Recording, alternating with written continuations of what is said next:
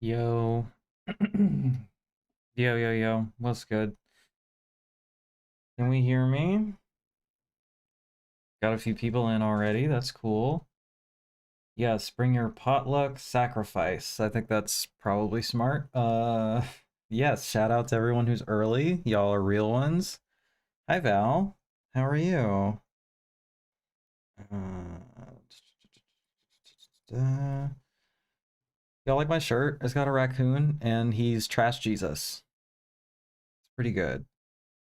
It's pretty good. I sound good. Awesome. Hi, Amelia. Thanks for being here.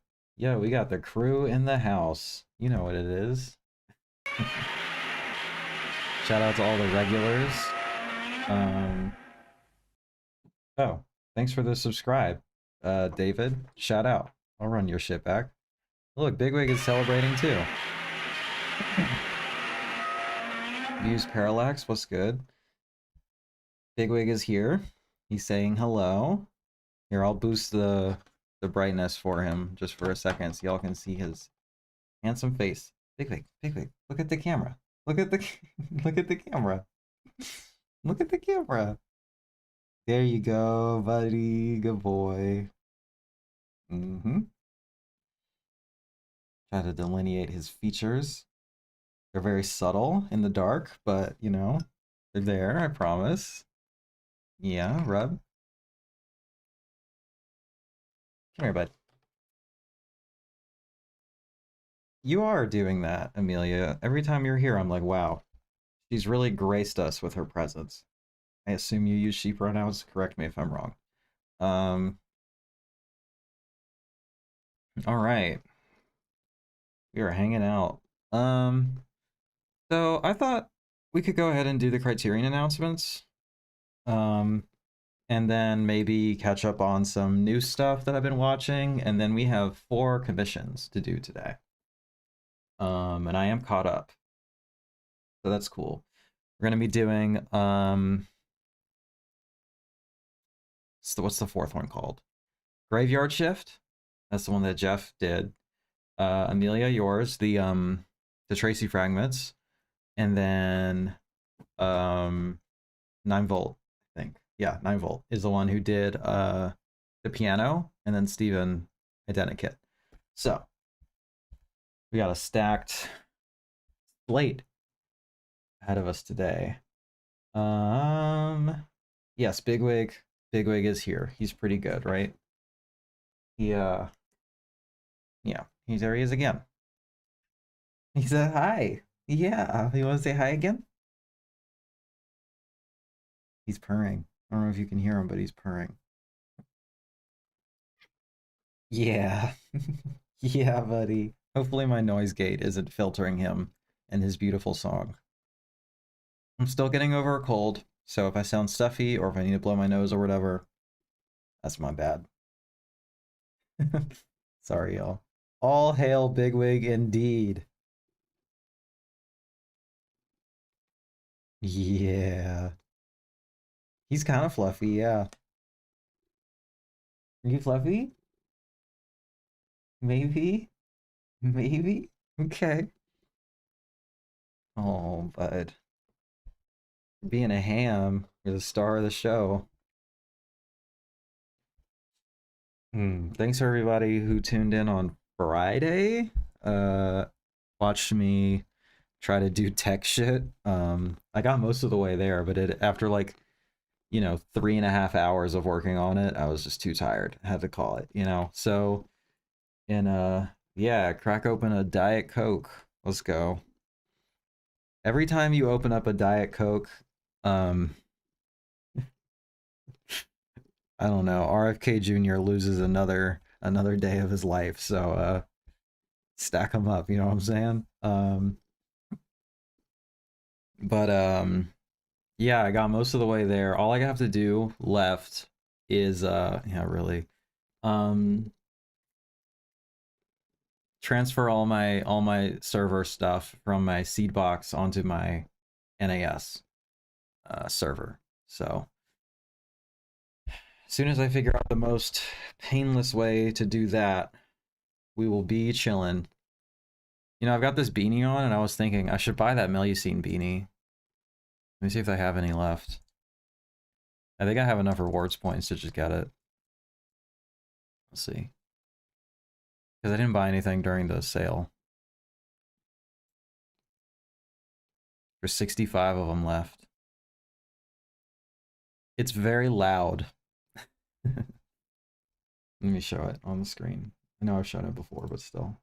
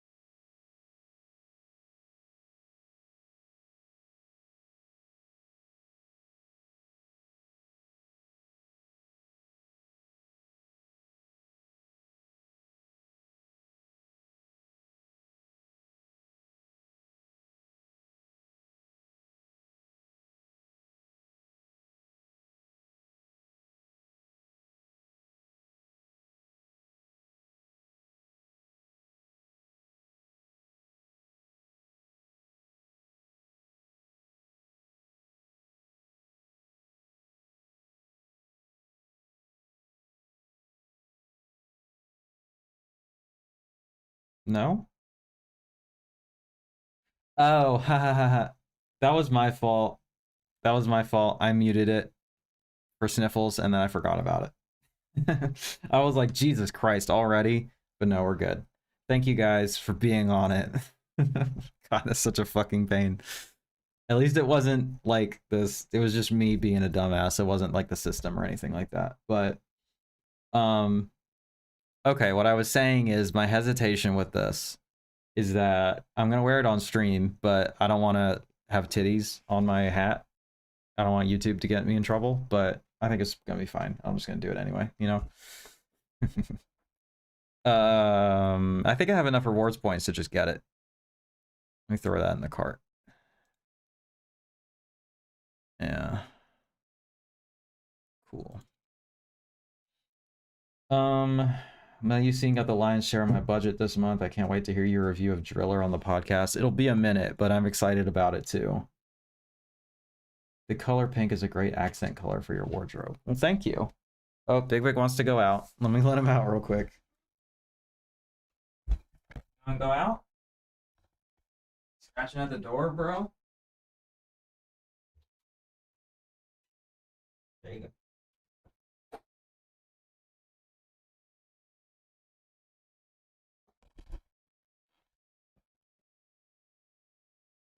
All right, Bigwig has been sorted out. Thanks. I don't wear enough pink, I don't think. You know, I got the purple thing going on, but you know, some pink couldn't hurt. Here, let me change my lighting. Now it's pink. I think. Yeah. I'm gonna change it back for now so that it matches my hat. But when I get the other one, then that'll match that. All right. I forgot my water, so that's unfortunate. I might take a break at some point to go get some water, and maybe like a snack situation going on because I've not been doing a great job eating today. But you know what? We do our best. All right. Do our best. I'm trying to get my microphone out of the screen. That's better. Okay. All right, let's just go through these kind of quick style, you know?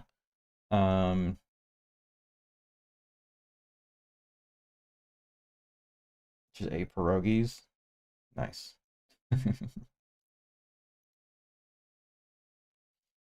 That looks good. We'll go with that. Okay. So we have 1, 2, 3, 4, 5, 6, 7 films to talk about today, and I've seen 2 of them. So Don't have a ton to contribute, I guess, but let's go. Akira Kurosawa, Spine 233.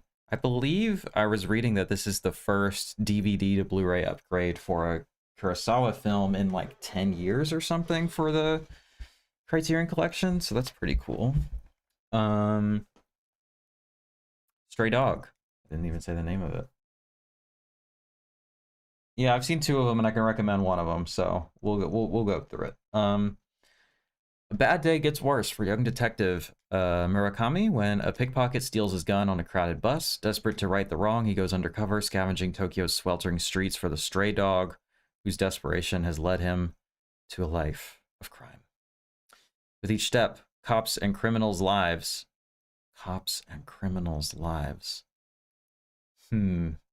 I'm like do I need to ding them for punctuation here? But I think that's correct because it's one person and one person that's referencing. And so the apostrophe does go before and not after the yes. I think that's correct. Okay. Become more intertwined, and the investigation becomes an examination of Murakami's own dark side. I will say, I don't know that, like, I think they got their shit on lock in terms of like the copy over at Criterion. Like, you know, I'll see typos out the wazoo on the fucking Vinegar Syndrome site and the partner label site. You know, I don't think Criterion's fucking with any typos. You know, they got like 6 editors on this shit. Starring Toshiro Mifune, that makes sense, as the rookie cop, and Takashi Shimura as the seasoned detective who keeps him on the right side of the law. Stray Dog goes beyond crime thriller, probing the squalid world of post-war Japan and the nature of the criminal mind. The criminal mind, indeed. Something you're born with, you know what I'm saying? You know how they are. Parentheses, criminals. Squalid is a great word. That's a banger. I need to remember to incorporate that more often. Typos on VS captions drive me insane. Yeah, I mean, you know, who has time to proofread, what is it, 76 partner labels at this point? You know. Audio commentary by Stephen Prince, author of a book on Kurosawa, short documentary on Straw Dog from the series Akira Kurosawa. It is wonderful to create. What a great sentiment. It is wonderful to create. It's always fun. You know, that's like, if you're not creating something, you should start that. You'll feel better, even if it sucks, you know? It can be whatever you want. That's the whole point. Featuring interviews with director Akira Kurosawa, production designer Yoshiro Muraki, actor Keiko Awaji, and others, plus an essay by film critic Terence Rafferty and an excerpt from Kurosawa's book, something like an autobiography.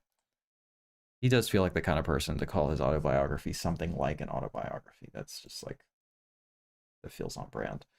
Let me pull it up on Letterboxd. Damn. Okay.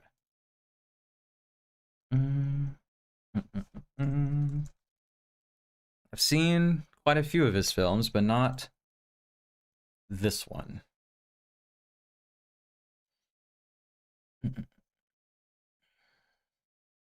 Pretty high rating, as they tend to be. That's nothing new for our boy Kurosawa, you know. Make sure we're looking good over here. Yeah, that's fine. All right. What kind of posters we have going on this guy? Let's see. This is pretty good. I like this. That's a nice illustration. That's pretty good.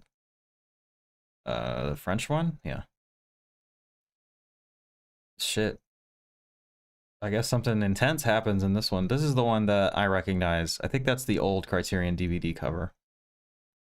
I guess we can check that in a second, but I'm gonna go with this one. I like this one. And it's pretty bright though. I don't know. It's a black and white movie, you know? It's not really giving off noirish vibes. You know what I'm saying? Maybe. No. Yeah, I'm probably just gonna keep the original one. It was all for naught.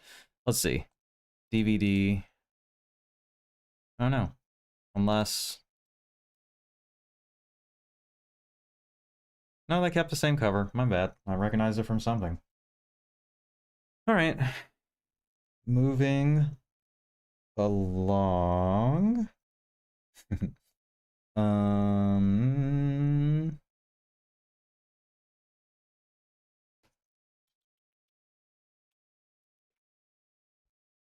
What's next?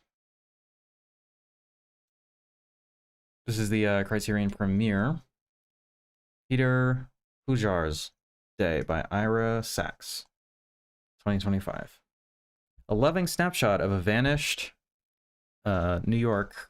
Director Ira Sachs' captivating cultural time capsule is a warm, witty, graceful recreation of a real-life conversation that took place between photographer Peter Hujar and writer Linda Rosenkrantz in 1974.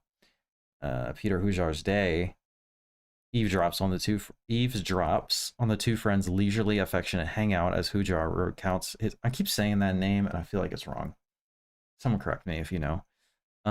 Affectionate, offering insights into both his art and his everyday life. What emerges is a touching celebration of creativity, connection, and simply being present, made exceptionally vivid by Sachs' cinematic flourishes and wonderfully tender performances from Wishaw and Hall. His chemistry gives the film its heart and soul. Okay, so we're just like filming a conversation, I guess? Sure. I mean, as long as you're talking about something interesting, I'd watch it. You know? Got a pretty good rating. I mean, Dustin did not like this. Just because you can doesn't mean you should. Oof. Oof. Not optimal. What else did this guy do? Nothing that I am familiar with, but there you go.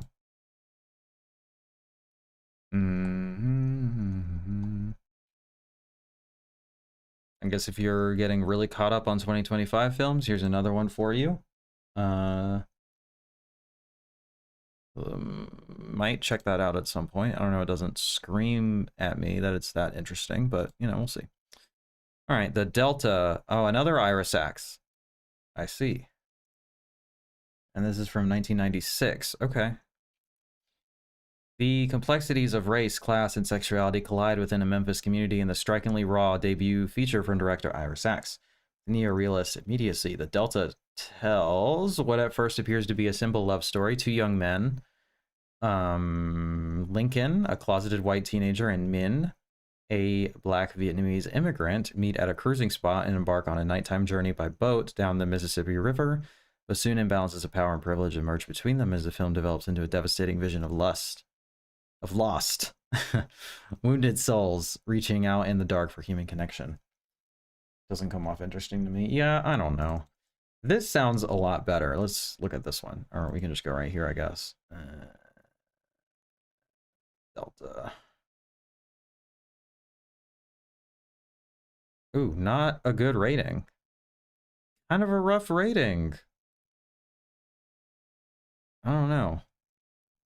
Somebody at Criterion sees something in this filmmaker, I guess, right? Yo, that was quick. I'll go ahead and change it. That's better. Where do I like the logo? I'll center it. That's fine. I mean, I'd watch this. Is it? Yeah, it's on the Criterion channel. Cool. What the hell? Half my messages aren't going through. I thought it was a little bit quiet. That's weird. I don't think I have anything. Let me make sure that the settings are right.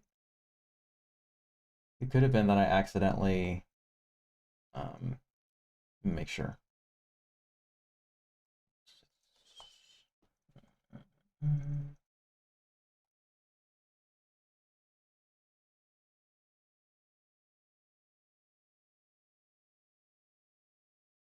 Yeah, I have no moderation on my comments right now. You can say whatever you want. And you'll just get banned after and instead of before if you say some whack shit, you know? The Delta sounds more interesting than the last one. It sure does. You know, it kind of sure does. All right. This has a really cool cover. I'm into this. What are we at here? 1994. The 90s popping off. Oh, I forgot to look at the features for the last one. Ha ha ha ha ha. My bad. Let's see. 2K restoration, audio commentary with the director, new interview with the director, 2 short films, we love to see it, and an essay. Okay. Criterion should hire me to do an essay. That would be cool. Probably not gonna happen, but they should. Okay, a disturbingly prescient. Fresh Kill is the name of the film. Blu-ray only. A disturbingly prescient eco-feminist parable in a brainwave scrambling cyberpunk fantasia. The debut feature from new media pioneer Shulia Chang merges a bold vision of resistance with an exuberant early internet aesthetic. In a dystopian chic New York where sushi joints and toxic waste sites exist side by side, a lesbian couple turn to the hacker underground to solve their daughter's disappearance, in the process exposing a conspiracy involving corporate greenwashing and tainted fish. Okay. Swinging between outre satire and agitprop, Fresh Kill sounds the alarm about a capitalist system that pollutes everything from our waterways to our bodies to our minds. It's a pretty scathing copy. Not mincing words over at the Criterion Collection. Shout out. New 4K restoration. Yeah, this one looks really good, actually. New interviews, new program highlighting the 2024 theatrical re-release, discussion for the film's 30th anniversary. Okay, so just the director is all over this thing. Cool. Let's look this one up.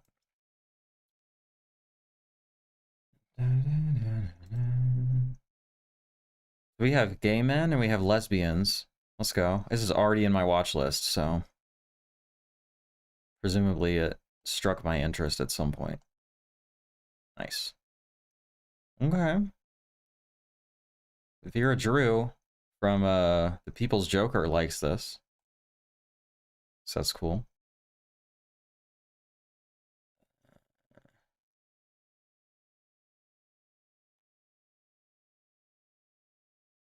Okay, so woman director. Very cool. Fresh Kill is on the Criterion channel. Yep. And I have that again. So I can check it out if I want. Nice. That looks like a must. A lot of, maybe not a lot, I mean a decent amount of queer cinema this time around, which is cool. This one I should have seen. It was on my Criterion channel watch list many times, but alas.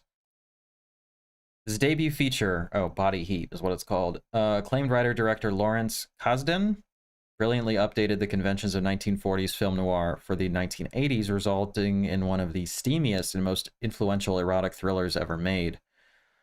On the sultry South Florida coast, lawyer Ned Racine,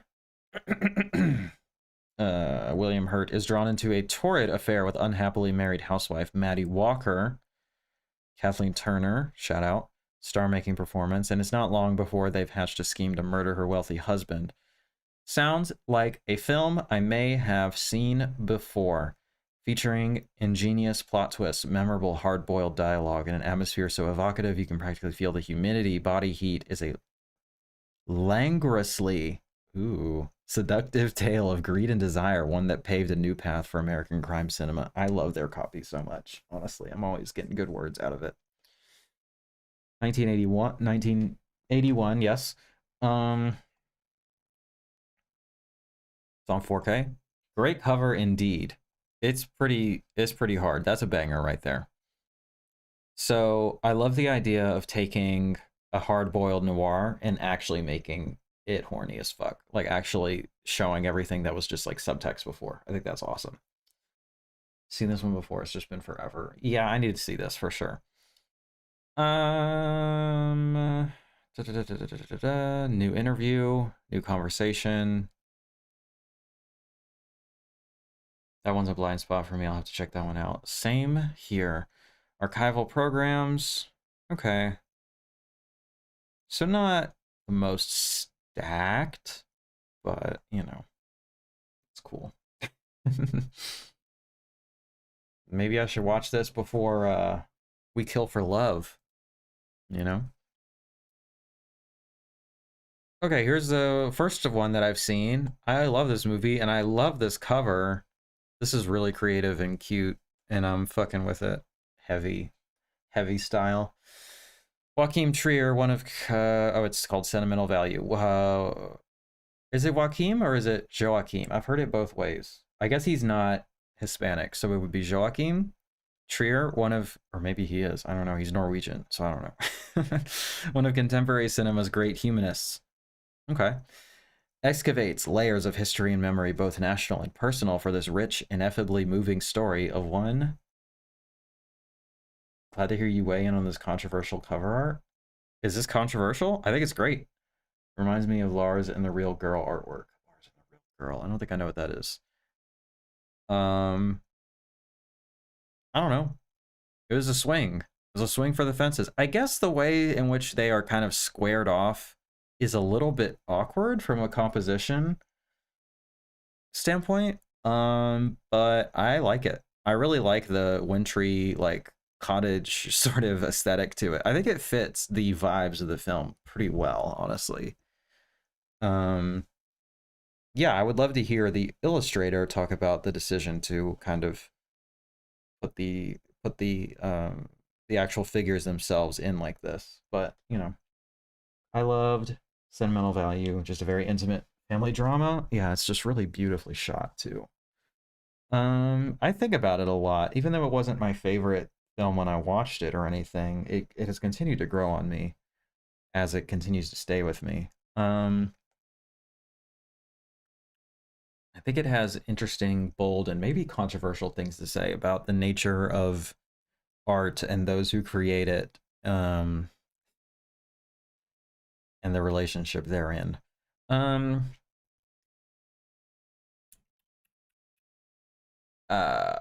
Rich, ineffably moving story of one family's attempts to come to terms with generations of trauma and healing.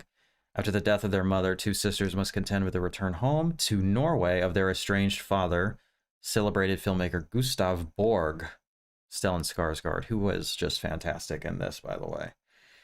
In the case of Nora, I should learn how to pronounce this person's name. Renate Reinsve? Renate Reinsve? An actor, he hopes to reconnect by casting her in this new film, project that both inflicts fresh wounds and reopens old ones, with a virtuoso ensemble cast that also includes Inga Ibsdottir Liaeus in a breakout performance, and Elle Fanning. Trier's film delicately balances each moment of humor and hurt, conducting a stunning emotional exploration of how the past echoes in the present, and art can transform pain into catharsis. I would say that that is the theme of the film, but at what expense, I think, is also what it reckons with. At what cost, and is it worth it? You know, and I think it comes down maybe controversially in this current moment, you know. 4K Blu-ray and DVD, very cool. New conversation between Trier and filmmaker Mike Mills. I don't know who that is, but hopefully it's good. Select scene commentaries. Okay. They didn't want to do the whole thing, I guess. New interviews with the actors, deleted scenes, new English subtitle translation, so presumably different than the one I saw in the theater. Okay, interesting. And an essay. Chris Ware. Well, shout out Chris Ware. Good stuff. She was great in The Worst Person in the World. Really dig what I've seen of his films. Those are the two films that I've seen, and she is even better in that one, in my opinion, but she's great in both of them. She's just really awesome. Yeah. So this is just the original theatrical poster. This is the other one that I've seen, and I didn't fuck with it that heavy, to be honest. Okay, director Bob Fosse's nervy, freewheeling showbiz drama tells a real-life story of taboo-shattering comedian Lenny Bruce, the countercultural prophet, whose unfiltered style opened up new frontiers in self-expression. Dustin Hoffman brings a live wire intensity to his portrayal of the motor-mouthed Bruce as he goes from small-time strip club MC to free speech lightning rod, while Valerie Perrine lends the film its soul with her deeply affecting performance as his wife, Honey, an innocent lost on the dark side of Bohemia. Complex portrayal of one iconoclast by another. Fosse's film makes deft use of stark monochrome photography and kinetic editing to vividly capture Bruce's smoky, seedy backstage world. Never seen this one, always heard about it, but never watched it. Okay, what are the features going on here? We got 4K and Blu-ray, audio commentary from 2015 featuring film historians Nick Redman and Julie Hergo, archival interview with actors Dustin Hoffman and Valerie Perrine, an interview with the editor, and an essay by critic Mark Harris, and an interview with the director. Kind of light on features yet again. Okay. I didn't love this movie when I watched it. It kind of switches from like I saw Lenny way too young. It's interesting seeing Hoffman play a character like him. I feel like you kind of need to be a fan of Bruce to care.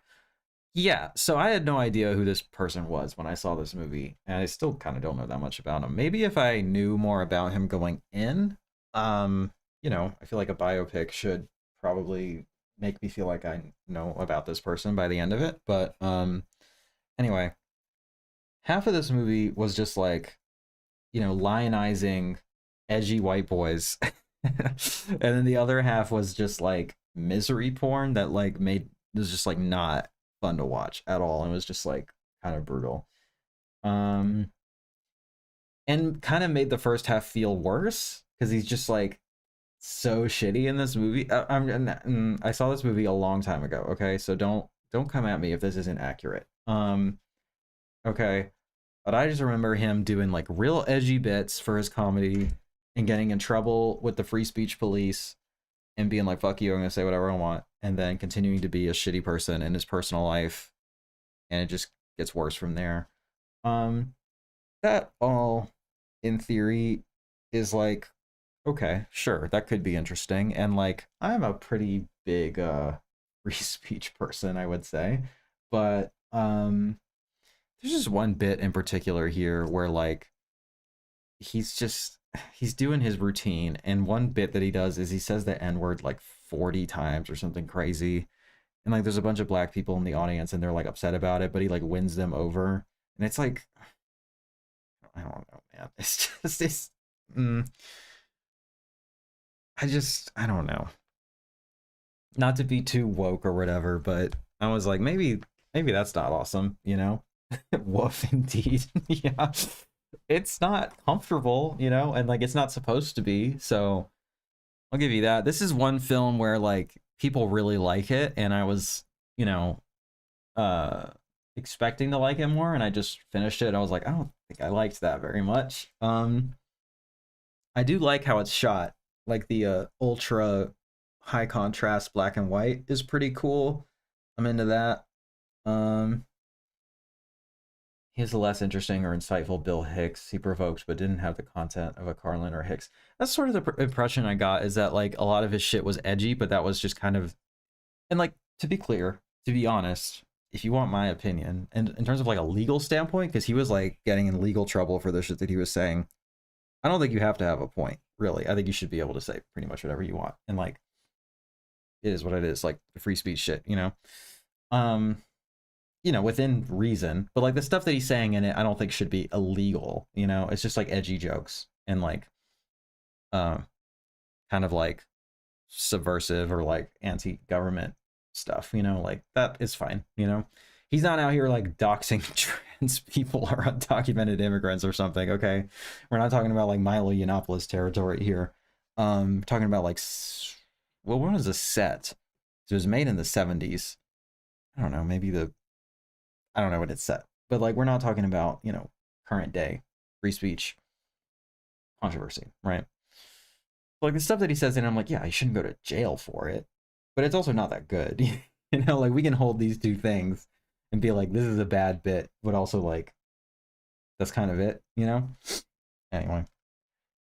Anyway, I'm not out here trying to cancel Criterion for putting this out. I do think it's interesting and worth seeing, but it didn't do much for me when I saw it.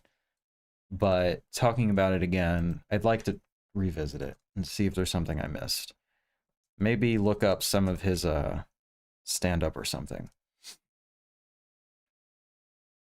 I do like this poster. That's a pretty good poster. They're fucking, they got, oh, I didn't share my screen. Lol.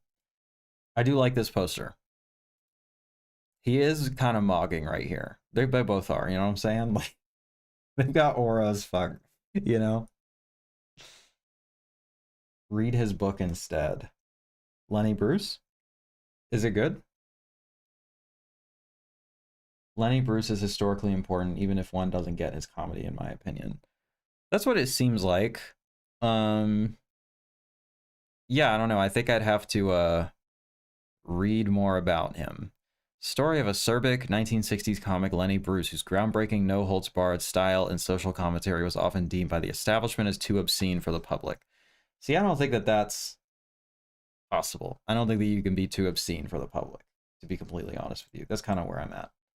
I think you can be, like, actively harmful, but I don't think you can be, like, I don't think obscenity is harmful. Is that a hot take? I don't know. Maybe I'm not thinking about this thoroughly enough, but, like, man, if you're at a fucking bar, whatever, like, go hard, you know? Like, again, it can still suck, but, you know, Lenny Bruce, I'm looking this person up. He kind of looks like, oh, whoops. He kind of looks like, Robert Mitchum a little bit in this picture. Can't believe I forgot his name. Okay, his book is good, apparently. I'll look into it.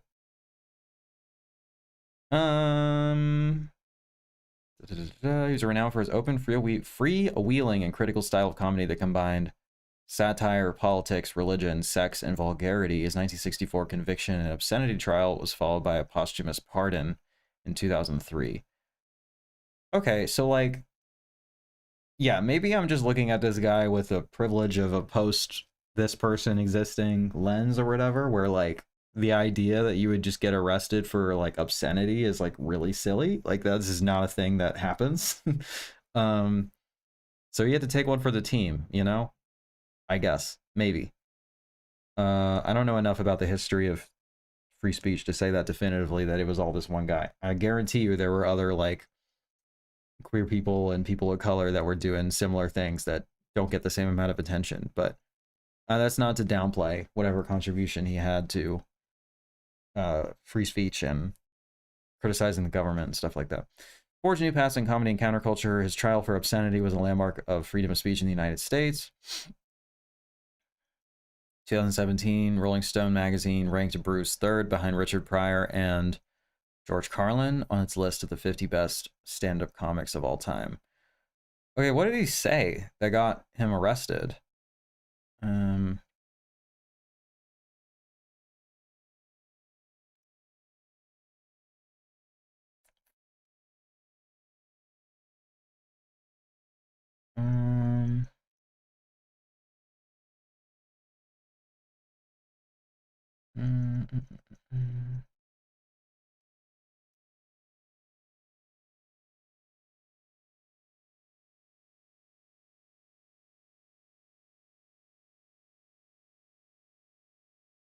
Okay.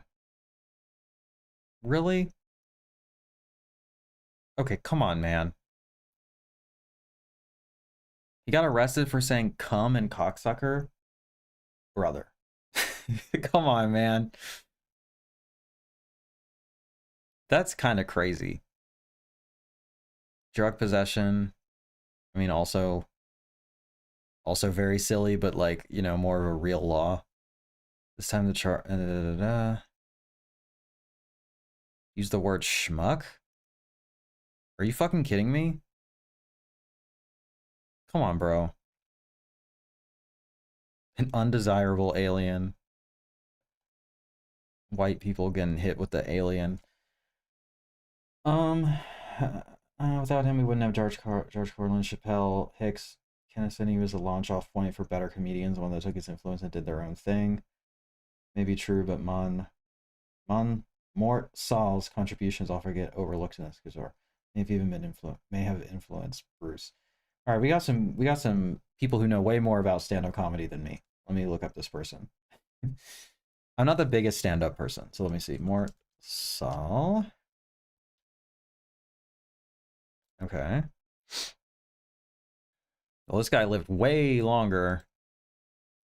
That's not a judgment. That's just an observation. This person lived to be 94.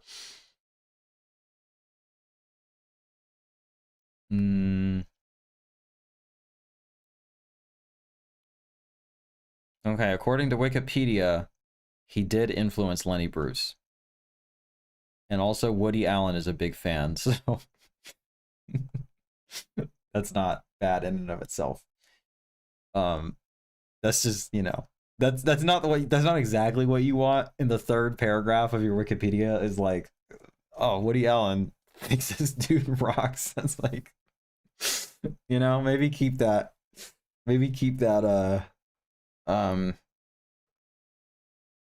recommendation to yourself, I guess, you know. I was noticing that my sound was kind of clipping a bit last time, but I was kind of yelling a little bit. I don't know. Let me know if it gets, if like when I get loud, it sounds bad, because I can like fix that.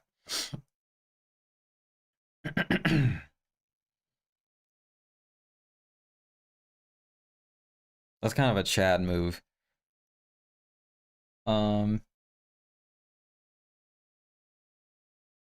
Numerous politicians became his fans, with JFK asking him to write his jokes for campaign speeches, though Saul later turned his barbs at the president. That's pretty good. Oh, and then he's like a truther about it. That's kind of obnoxious, but whatever. I will offend everyone in this chat by saying I think Stanhope has transcended comedy. He's also backed off on the trans jokes lately. Well, that's good.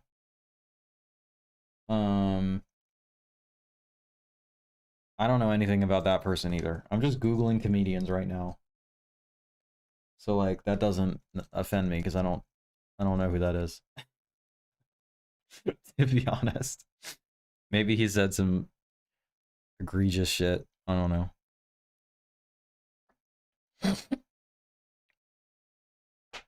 Doug Stanhope. I mean, I've heard the name. I couldn't name you anything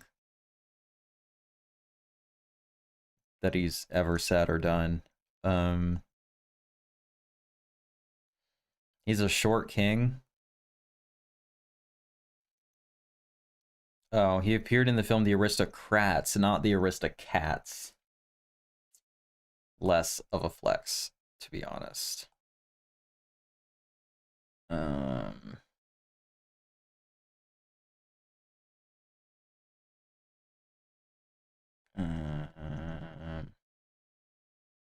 Okay. Pro-choice, pro-drug, anti-using wild animals for entertainment purposes, anti-fur trade, and an atheist. He seems okay to me. You know? Anyway, that's the Criterion announcements for this month. Let me look up Homeboy's book. Lenny Bruce book. I'm guessing it's How to Talk Dirty and Influence People, which is a pretty good name for a autobiography. Excuse me. Did he do an audiobook? Or did somebody do an audiobook? It's the only way that I'm going to ever read it is if it's an audiobook. Yes, it is. Cool. Correct. Nice. Well, I'll check it out. Thank you for the recommendation. I appreciate it. Uh,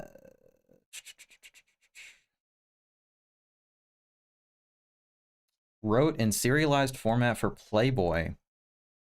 Well, that's even cooler.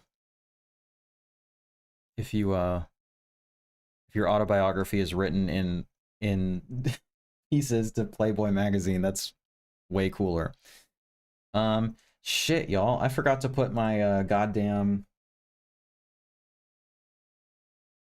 I forgot to announce the goddamn not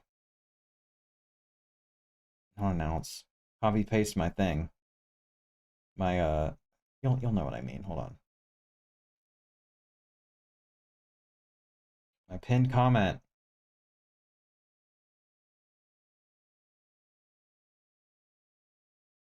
I found out about the book as a main character in Pump Up the Volume Reddit. Y'all are just name dropping shit that I don't know anything about. It's good. You're teaching me things. Okay, there's a link for the tip thing. Yes. Check that shit out. Commission a review if you want.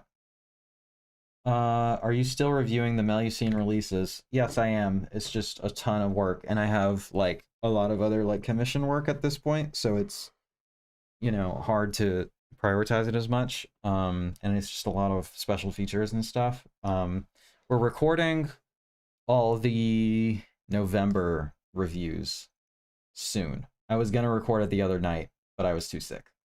What can you do? So yes, that's still a thing that's happening and will happen in the future. So hashtag watch this space. Some of the Volume is a great Christian Slater fight against the system high school movie. Okay. Well, let me look it up. Pump Up the Volume.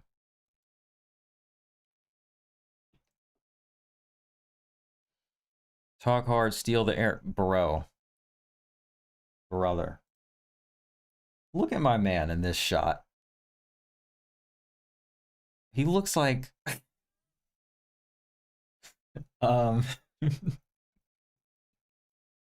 like if a mouse like was hexed and like became a human and like is trying to become a mouse again. That looks like it's the plot of the film. Great companion piece to Heathers. I think Christian Slater is kind of obnoxious, if I'm being honest, but that's okay. I'll ooh, yeah, suicide stuff. Right on. Gets into some of the generational issues of the time. Mark Hunter, a lonely high school student, uses shortwave radio to moonlight as a popular pirate DJ Hard Harry. When his show gets blamed for a teen committing suicide, the students clash with high school faculty and the authorities. I mean, that sounds pretty interesting, to be honest. I'll pop that on the watch list. What is he in that I like? I don't remember him being in this as father. Oh, that's right. He's the dad. Here's the deal, okay? I just hate True Romance so much that it like ruined him for me, like retroactively. I'm like, I don't like this person. But that's okay. Christian Slater always kind of looks like a vampire just a little bit. I mean, you know, he is in one of my favorite movies. And I don't remember him being obnoxious in that, so I will take it. What else did this guy direct? Oh, Company of Wolves, which is my brother's favorite movie. He keeps trying to get me to watch, and I should watch. Breakfast on Pluto. Interesting. Mona Lisa. Okay. Okay. I've just seen the one, but, you know, apparently he did other stuff. I love Nymphomaniac, too. I can't remember. I don't remember him being in that, to be factual, to be honest with you. But I believe you. And I believe the data in front of me. Okay, what is it about? Assuming I can look at that title long enough without getting too sad. Oh. We're doing trans shit? Yo, Cillian Murphy is a trans woman? Okay. Okay. He's her dad in Nymphomaniac. Look, I know it's outdated to be having cis people play trans people or whatever. But Cillian Murphy is hot and is kind of femme with it and would be a pretty girl. Okay, so I would watch this and appreciate that. In the 1970s, a young transgender woman named Kitten leaves her small Irish town for London in search of love, of acceptance, and her long lost mother. I would love. How did I not hear about this? I would love to see this. Look at him. He could have done it. Could have done it. Really? He did it twice? Brother. Hey man, you know you could have just done that, right? Like, it's okay. I don't know. I'm just saying. What's it called again? Peacock. Peacock.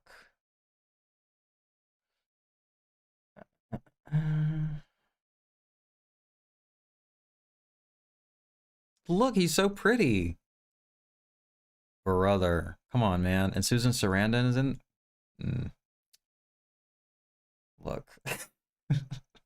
Elliot Page is in it too. Yo, Cillian, brother. What could have been? He had to sacrifice his true calling to play fucking Oppenheimer, I guess. Okay. Right on. It works, is all I'm saying. All right? It works.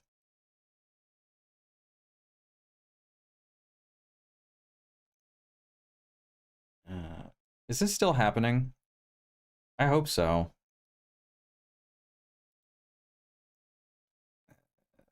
Okay. Okay. Cillian Murphy looks a lot like the singer from the All American Rejects. Hold on. You will see I'm not making this up.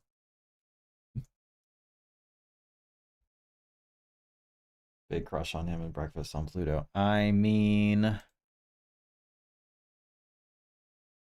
you know. Like, come on. They look a lot alike. They got those cheekbones and the eyes and the hair. You know what I'm saying? Like, I guess not anymore, really. But like, bro. Back when they were the emo it boys. Look at him. Look at him being fruity with it. It's the hair. Yeah. It's the cheekbones too. The cheekbones are kind of crazy how similar they are. Now he's not really rocking it. Like that looks like a different person to me, honestly. Like what's going on there? But yeah. Yeah. Lee Pace and Soldier's Girl. Let's find out what that is now. Soldier's Girl. Okay. That's a rough tagline. I'll just say that.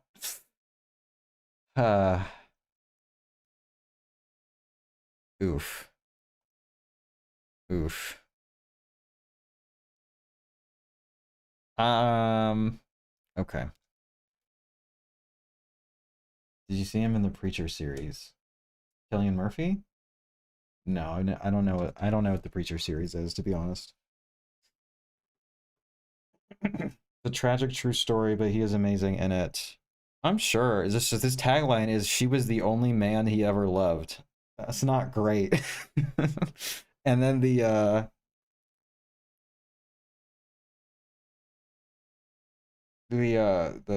description is misgendering her as well.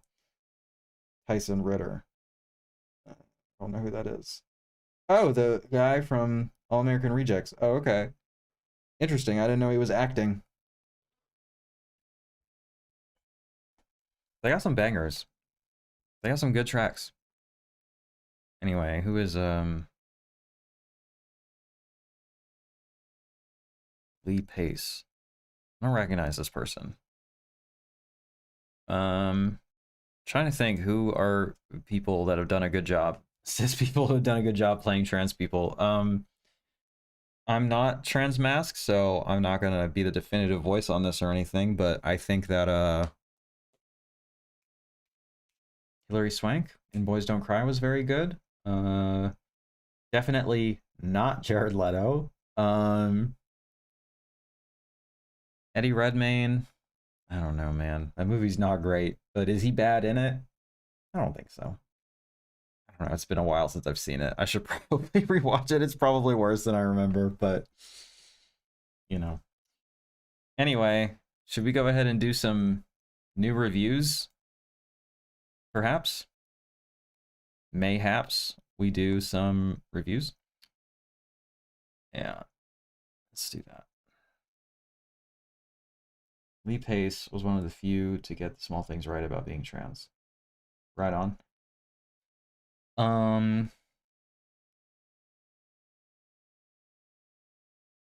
This is not going to be a proper review. I just want to talk about it for a second. Vampire Hunter D Bloodlust. I caught a screening of this here in Richmond, and it was I guess technically the same day because it happened at like 1 a.m. But you know, it was the day after, I guess, Pluto died, and so I was not in a great headspace, but I just kind of decided I wanted to go anyway. Like I didn't feel like I was doing myself much good, just kind of like sitting around, and I was like, let's go watch this.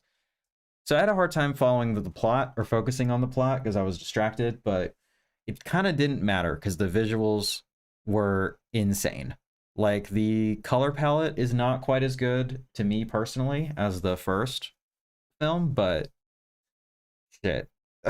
It's just fucking incredible. And um what am I trying to say? Uh, yeah, I don't know. Um the animation in this is just fucking unbelievable. The fucking guy, D, the titular vampire hunter D, he's so hot. I wish men were real, you know? Okay, and also for a film that is this gorgeous, there's not really good posters for it. Like this one is pretty mid. This one is fine, I guess. Did I go with this one? It's like the same one. Um, that's not that great either. I mean, this is better, I guess. But like this just kind of feels, I mean, this one's cool, I guess. They're just all pretty mid. Like, how do you not have a good poster for one of the best visual films I've ever seen? Someone should get on that. I mean, this one's okay. That's pretty good. I don't know. It's just like this one's fine. The backdrops are better because it's actually like shots from the film. Like, look at this shit, dude. Just crazy. Look at him. Like, men choose not to look like this, is all I'm saying. You know? Things could be better for all of us. um, Look at this shit, bro. It was like hard to pick one. You know what I'm gonna do? I'm gonna be strategic with it. I'm gonna pick maybe not this one, but let's say this one. I like that one. I just don't really love the text all over it. I'm just gonna go with this one, I guess. And then I mean this one's pretty good. Yeah, I'll go with this one. And then yeah, that seems right. And then is it this one or is it this one? They're all crazy. Like they're insane, you know? This one is just like a vibe. Yeah, dude, look at that shit. It's fucking crazy. Oh my god, it's so good. I didn't quite understand how it ended, but that's okay. And like there's not really any good plot synopses online. But if you're a fucking goth and you have Catholic trauma, check this shit out. Mm. We'll see how many of these I feel like doing before we just move on to the commissions. I guess we should talk about this, even though it's not very fun. um,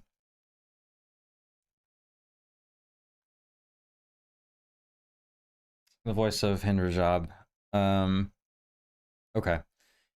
I watched this a few days after Pluto passed away, and I was like, I might not be able to sit through this, but I was kind of emotionally spent. So maybe that's why I'm about to say what I'm about to say, but I don't know. Just keep in mind that I was in a very acute grief sort of, you know, headspace.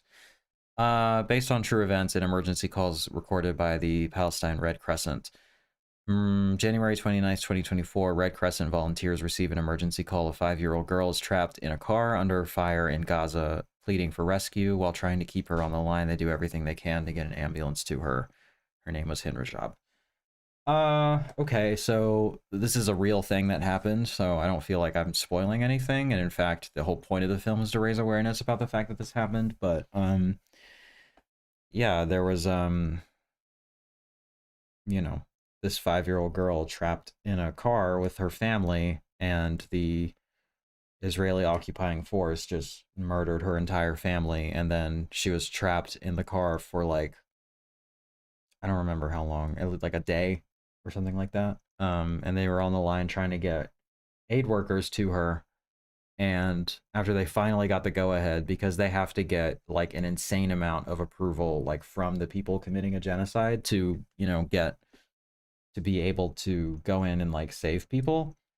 It's kind of like, asking the Nazis for like permission to go in and save some of their victims, like it's just inherently absurd.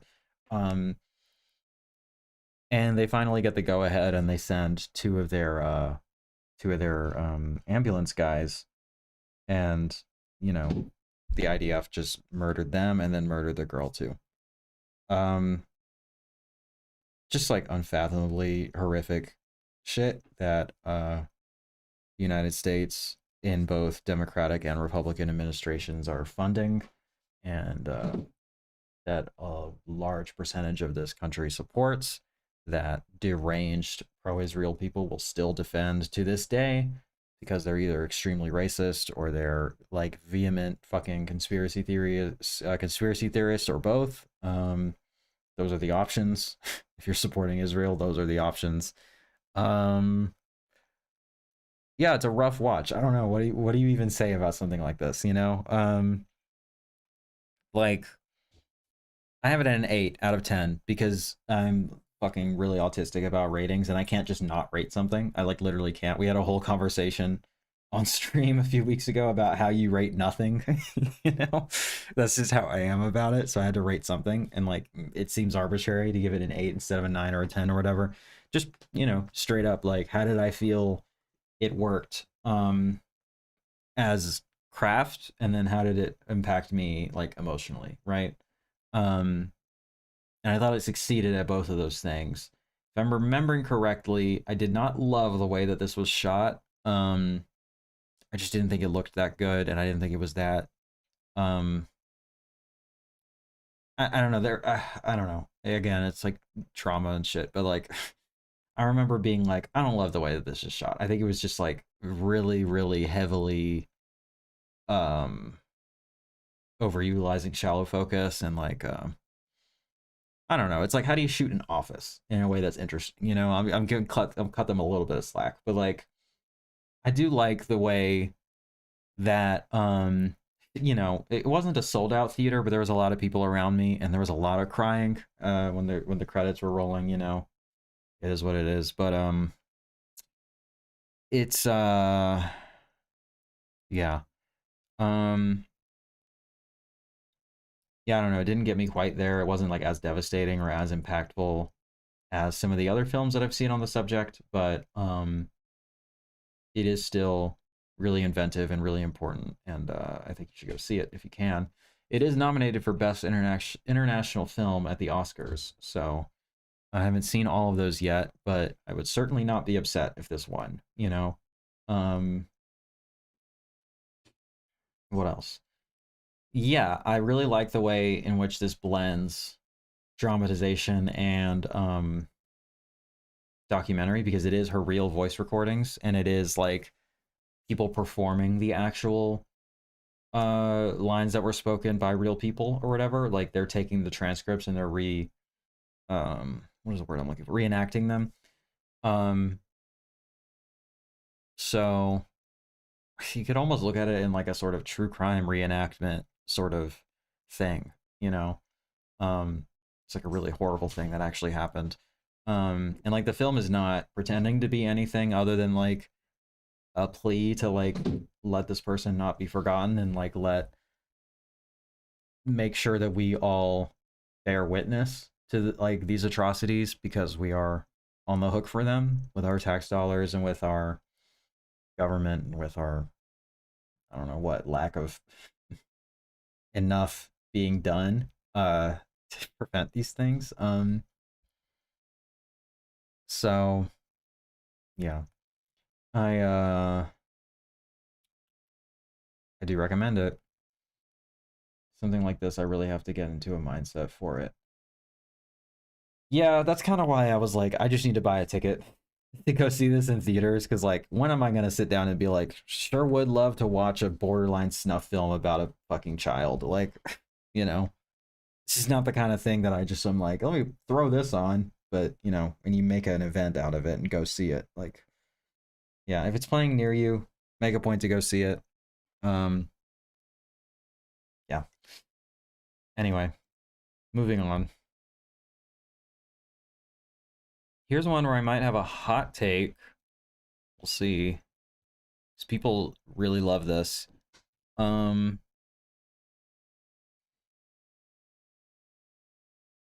Resurrection by, is it Began? Began?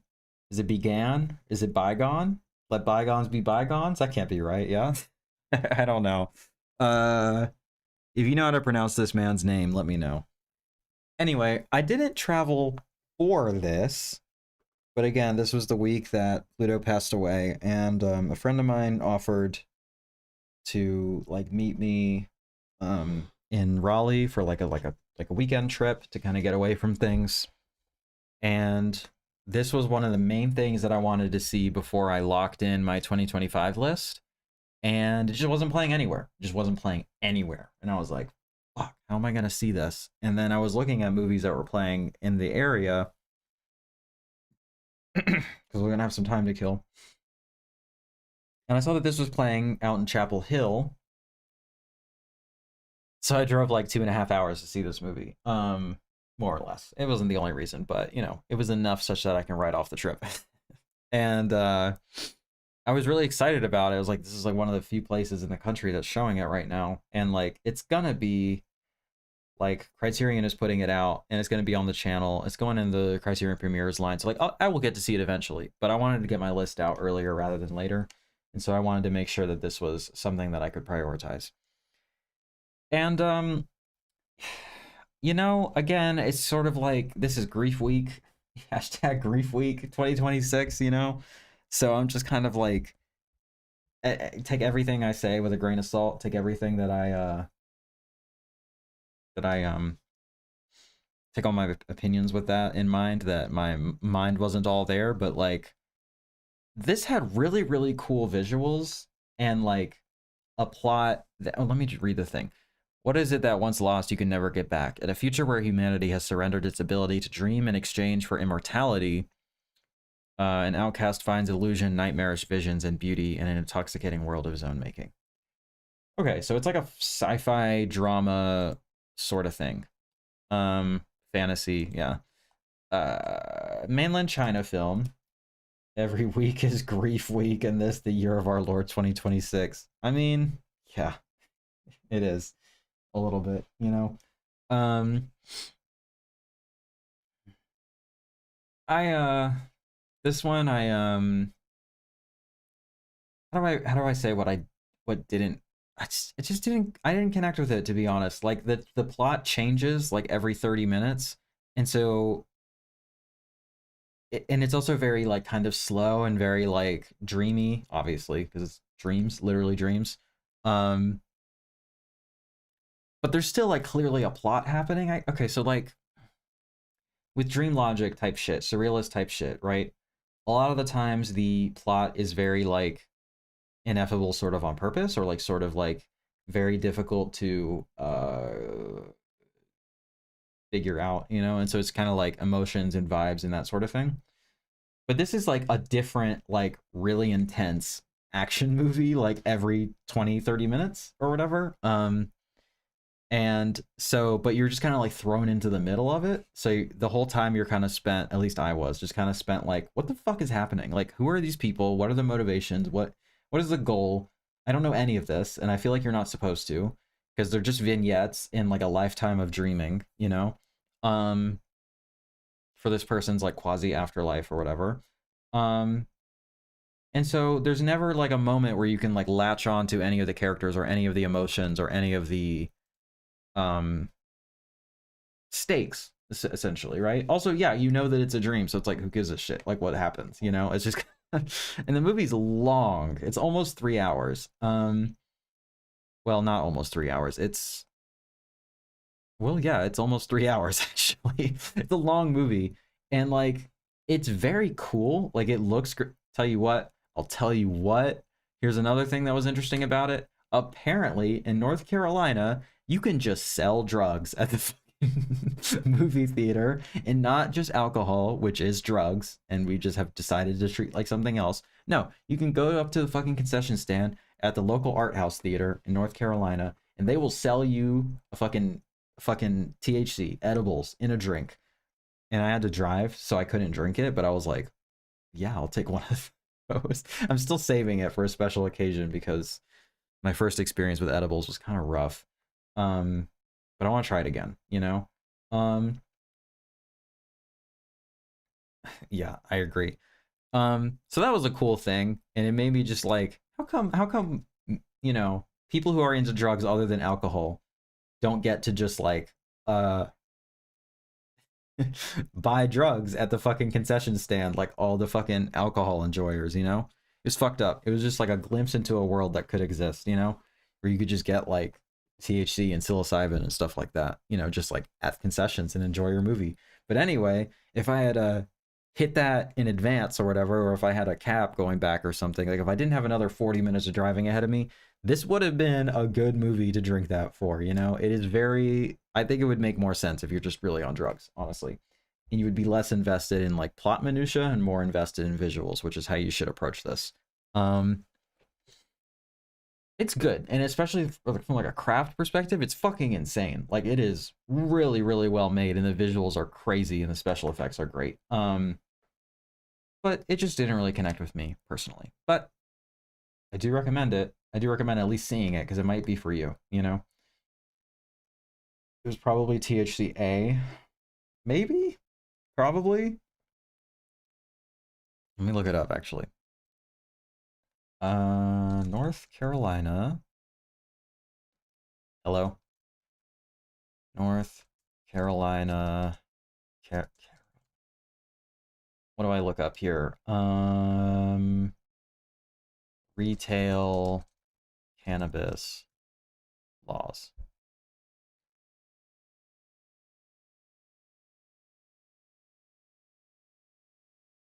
Well, hold on. Oh, I see. I see. You are correct.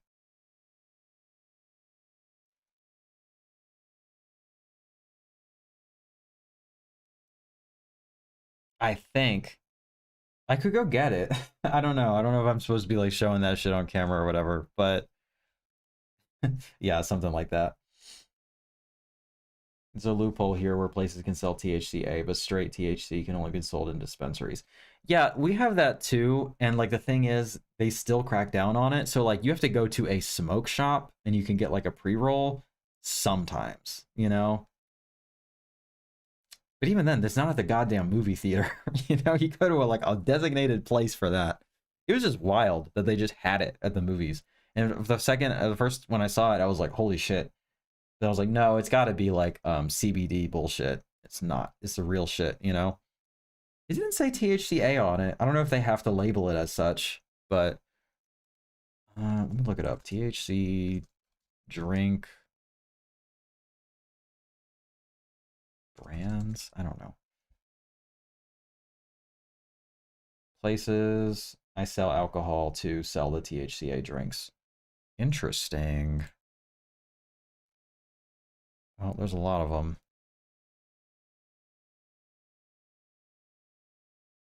I'm just trying to find this with that so I don't have to get up and go to my fucking fridge. Well, let me see. I've never seen these in a store in Richmond. But let's see if they have them.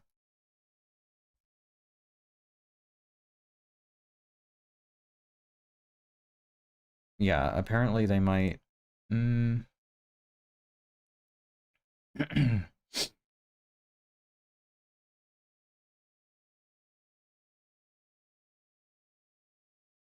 We should be good. Wait, really? Really? Okay, apparently it's just not at the places that I go. Apparently some places do have it here in Richmond. All right, just not at the fucking movies, I guess. It will say on the label if it's THCA. I did not get it at a dispensary. I don't want to go get it and check. Whatever. I'm not going to do that. That's a whole thing. Moving along. Some more new releases. Here's a 2026 film. Finally moving on to some like actually contemporary stuff instead of just catching up on last year. The Moment, Charlie XCX. And it's a movie about Brat and Charlie and a tour, but none of it happened, but maybe some of it did. I mean, that's kind of apt, honestly, as to what happened here. Star Cinema Grill in Texas has THC drinks. Nice. That rules. A rising pop sensation navigates the complexities of fame and industry pressures while preparing for her arena tour debut. Starring Charlie XCX, Alexander Skarsgård, and a cameo appearance from Anthony Fantano in this shit, actually. Yo, the fucking... Go away. Go away. I hate this thing. I don't know how to make it stop. Hello? Hello? Hold on, it's being annoying as shit. There we go.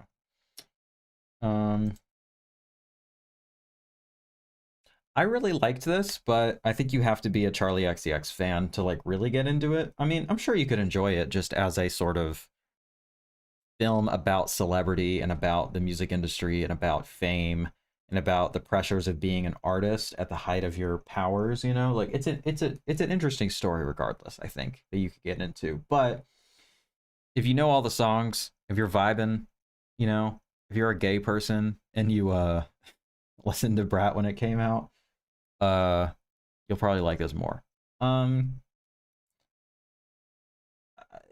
do like how it's like a sort of mockumentary, sort of self-autobiographical, like, I don't know, it's doing something fairly unique, I think. I mean, I'm sure there's things like this that have existed in the past, but in this exact way, it's fairly singular in the way that I've seen it, that it was executed, right? I was hoping that this would finally be the day that I would get to hear Blady or see Blady in a movie theater. Didn't happen. He got shortchanged for the film, I guess. It's fucked up. What can you do? Yeah, the first 10 minutes of this were so awesome in a movie theater because it was just like a Charlie XCX music video, but like way zanier and like crazy, and the like the visuals and the surround sound was like hella popping off, you know? That shit went crazy. And I was kind of hoping the whole movie was going to be like that, but no, it turned into a pretty standard like sort of narrative feature. Kind of mangling my skin. I might have to take a break to go grab my nail clipper, so I stop doing this, and then maybe I can check the drink while I'm up. We'll see. But let's finish the reviews and we'll take a break and we'll come back for the commissions, you know? But yes, I enjoyed it a lot. I would recommend it for fans and for people who like music films. Yes. Check it out. Next, we have this lovely, sweet film here. Arco. It's a French animated sort of deal. I went in sort of expecting it to be in French with English subtitles, but I ended up having to sit through a dub, which was suboptimal, but you know what? I guess it was pretty good because it didn't really affect my enjoyment. I still really liked it. What if rainbows were people from the future traveling in time? 10-year-old Arco lives in a far future. During his first flight in his rainbow suit, he loses control and falls into the past. Iris, a girl his age from 2075, comes to his rescue and tries by all means to help send him back to his era. So, this is a great poster, right? One of the better robot characters I've seen on screen in some time. But yeah, this is just a really sweet coming of age sci-fi animated tale. It's very charming. It's very sweet. It's very cute. It's visually stunning. Really well animated. I'm trying to think which of the films nominated for best animated feature that I've seen, because I think that this is my favorite of the ones so far. I liked it better than Zootopia. I liked it better than K-pop Demon Hunters, and I still have the other one, the other French one. Is there one more that I'm missing? Hold on. Best animated feature nominees 2026. Oh, Elio. I still need to see Elio. Okay. So I need to see Elio and Little Amelie. But Arco is my favorite of the three that I've seen so far. One thing that I wanted to say, okay, I'm not trying to get too controversial over here. I know how people get about this subject, but why is it that everyone is like extremely sympathetic and pro AI when it's a robot? Like in fiction, like nobody even thinks twice about it, and they're like, "Oh, the robot is so sweet. The robot's the best character. This is a great robot character." Okay, all it is AI, you know, and like people get really upset about it when it becomes a real thing in the real world, you know. But like, I mean, how many like how often has AI been like a mainstay in like fiction, you know? And like, you know, there's a version of it conceptually that's like helpful and kind, you know? And I don't know, people seem to think that the Terminator is the only depiction of AI that we've had in media, you know? Um that was just something that was on my mind because I was just wondering how all the people that get really up in arms about it would feel about this character, you know? Something I've been thinking about. I rewatched The Chronology of Water because I recorded a podcast with Girls Guts and Jalo about it, which will be on our respective Patreons whenever she gets it edited. And it went really well, and I'm really happy with how the conversation went. And I got extremely personal on that shit. Went real in the weeds on gender stuff and things of that nature. So if that intrigues you, you should check that out whenever it drops. And then, yes, the only other new release I have to discuss is the topic du jour right now. Feel free to share your thoughts in the chat, by the way. It's been a minute since we had a chat come through. I mean, I'm happy to just yap here, but, you know. Okay, Wuthering Heights. Let me read you what I wrote. It looks gorgeous. The production design and cinematography are genuinely great. There are some inspired shots of old Hollywood artifice to be found and enjoyed here. It's also not as chaste as I feared it would be. There's some bona fide sexy, kinky moments to be found. Unfortunately, it's still not nearly as freaky as it could have or should have been, but I suppose the straight girls can cosplay kink for 2 hours as a treat. That being said, the whitewashing is pretty inexcusable in the year of our Lord 2026 and is just really dumb. If we were gonna go dumb, I would have much preferred that we really leaned in and went full exploitation trash. Haven't seen Saltburn yet, but I think I just don't like this director. Um, okay, yeah. So it's like kind of campy. It's at least imitating camp, right?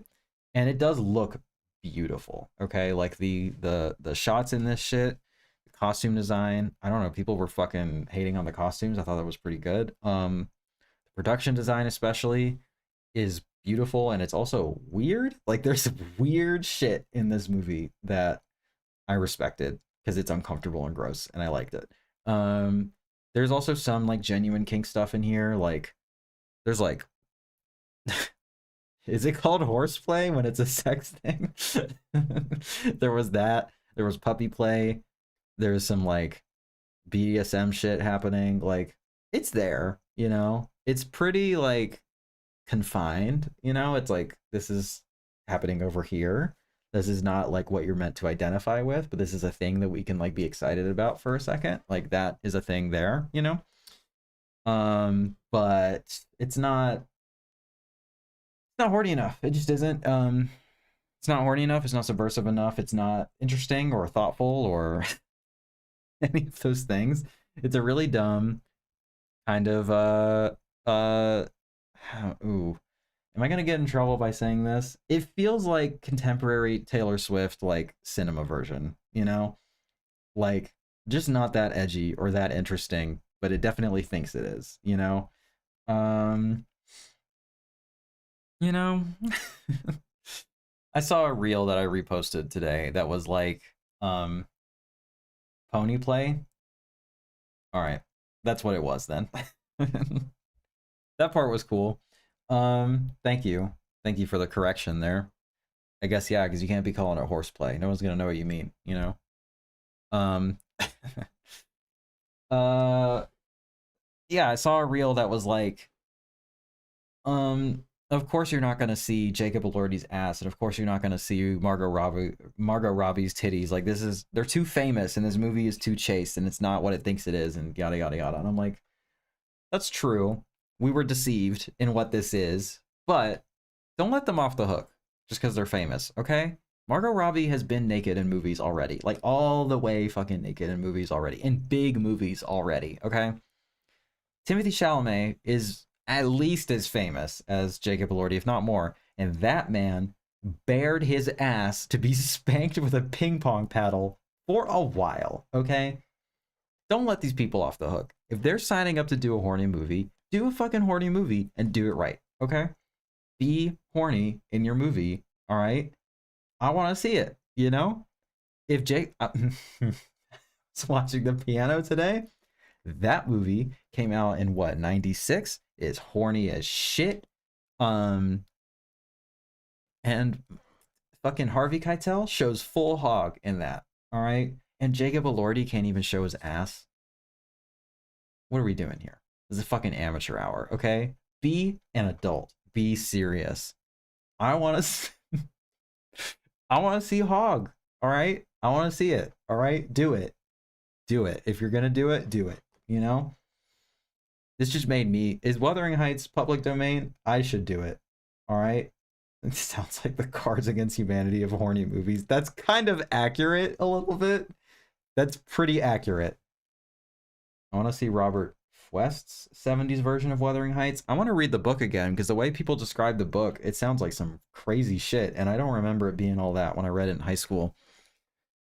But I want to do my own version with real actors who are willing to do real shit. Okay? Maybe not full like a hardcore adaptation, although I would do that too, but like whatever Bruce LaBruce is doing, where it has hardcore scenes, but it's not a hardcore movie. However, he gets away with that distinction, you know?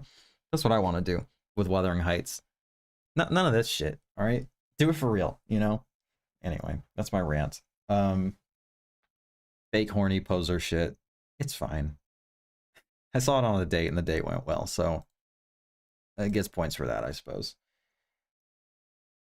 If she's not measuring the hog with her forearm, is it really horny? It's a good question. It's a good question. Anyway, the movie's not bad, but it's not that good. And it's better than Promising Young Woman, but we're not saying much.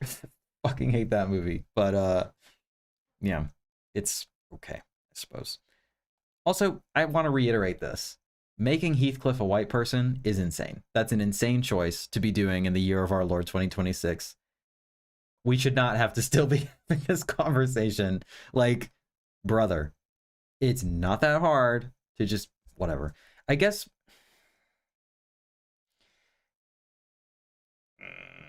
I also hated Promising Young Woman, but like I guess maybe no, it's a fucking cop out. Anyway, the devil's advocate point I was about to make is that like if you make Heathcliff not white, then you have to contend with that in some capacity, and then your movie's not as fun and dumb and horny anymore. It still can be. You just have to be a decent writer, you know? And also like maybe don't adapt Wuthering Heights if you don't want to deal with serious social issues. I don't know. As I was watching it, I was kind of like, again, trying to see the good in this. I was like, okay, if you remove the racial element from this, then it becomes more strictly a sort of treatise or, you know, examination or whatever you want to call it of class rather than just racial, or rather than adding what is the word I'm looking for? Intersections, right? Of different marginalizations and prejudices and such things. We're sort of isolating the class variable and exploring that. But we're not really doing that either. Like, it's not that. It doesn't have anything interesting to say about class either. And also, this is Emerald Fennell we're talking about. Come on, bro. We're going to act like she has interesting things to say about class. I guess I need to see Saltburn because that's like more the theme there, but woof. Anyway, that's my take on this. I don't love it. I'm going to take a quick break to clip this hangnail so I don't mangle my fucking hand, and also check the drink to see what it is because I'm curious now. Be right back.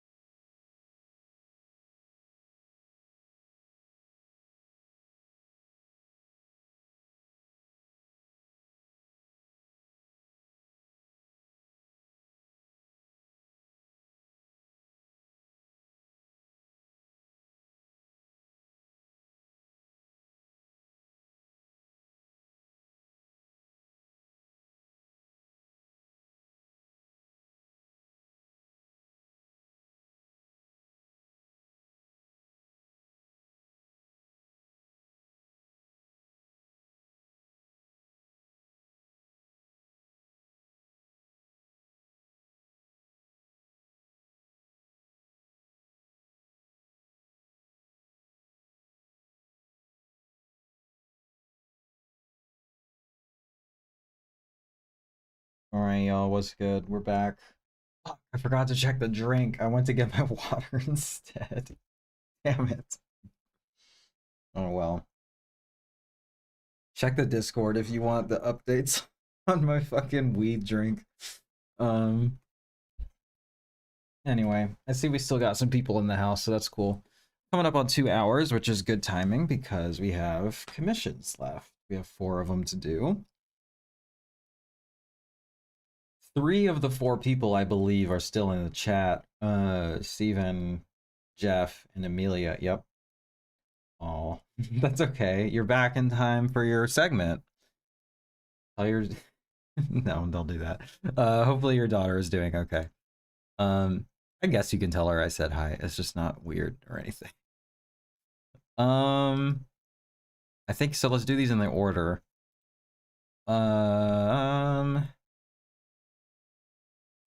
Jeff, are you still here? Nice. Because yours is up first with this sick ass fucking poster. Forgot to bring the DVD, but Jeff sent me the DVD for Graveyard Shift, and I watched it. Reminder, though, before I start, that if you hit the link in the description and or the pinned comment and you tip me $20 or more, I will watch and review literally anything you want. I will be your what is the word for it? Short order cook, maybe? Or film criticism. Anyway, we're doing Graveyard Shift first. This is directed by Jerry Kitchariti. It's directed by some kind of pasta dish. It seems. Whoa. No! Wait. Oh, we're good. We're good. Whoa. This is not what I was expecting to see. Also, I didn't realize it was the same guy who did Psycho Girls, a film that I have reviewed. Unfortunately, my review does not live on this channel anymore, I don't think. But it is there. Jerry Spaghetti. Jerry Cacciatore, or whatever the fuck it's called. He seems to do a lot of Hallmark movies now. Hot Frosty. Okay. Sexy. It's what is happening here? Well, yo, my man's jaw. That doesn't look right. Right? Like that doesn't look real. That's not correct. Wait, have you seen Hot Frosty? It took a snowman to melt her heart. Oh wait. Like I was picturing like a Frosty, like an ice cream thing. No, like Frosty the Snowman if he was sexy. I gotta see this. I need to see this. This is awesome. Directed by an exploitation film director, 150,000 views. When a young widow's magic scarf brings a dashing snowman to life, can he help her rediscover romance, laughter, and holiday cheer before he melts away? Bro. That's awesome. I need to see this so bad. This rules. What if Frosty was sexy? Somebody was bold enough to ask and answer that question. Good for him finding work doing this shit, right? 35 films. Look, this is a working director. It's a hornier than Wuthering Heights. It very well may be. You know, I was thinking about this while I was gone. The quickest way I could describe Wuthering Heights is PG-13 BDSM. Like, come on, man. Turkey drop? Sorry, I'm just having a good time with this. This Thanksgiving, don't get turkey dropped. Whatever that could possibly mean. Break and suspect. What does that mean? Okay, aka dumped by her high school sweetheart? To avoid a Turkey Day travesty, Lucy gets out of her comfort zone, proving she's not the same play it safe girl she once was. Is that like sex stuff? Or is that like, what does that mean? She's gonna like do something impulsive? Similar to directors like Fred Olen, Ray, and David Dicotto. They went from exploitation films to Hallmark and Lifetime movies for work. I think even Wynorski has done a few. I would not put it past him. That man, I don't know, it's like a compulsion. He just has to be making movies. And I don't think it really matters to him what they are. Now, help me out here. Is turkey drop a universal term that has passed me by? Is this a regional thing? Did he make it up for this movie? Did he write it? All right, did Tiffany Paulson make this up? I don't know. Holiday? So...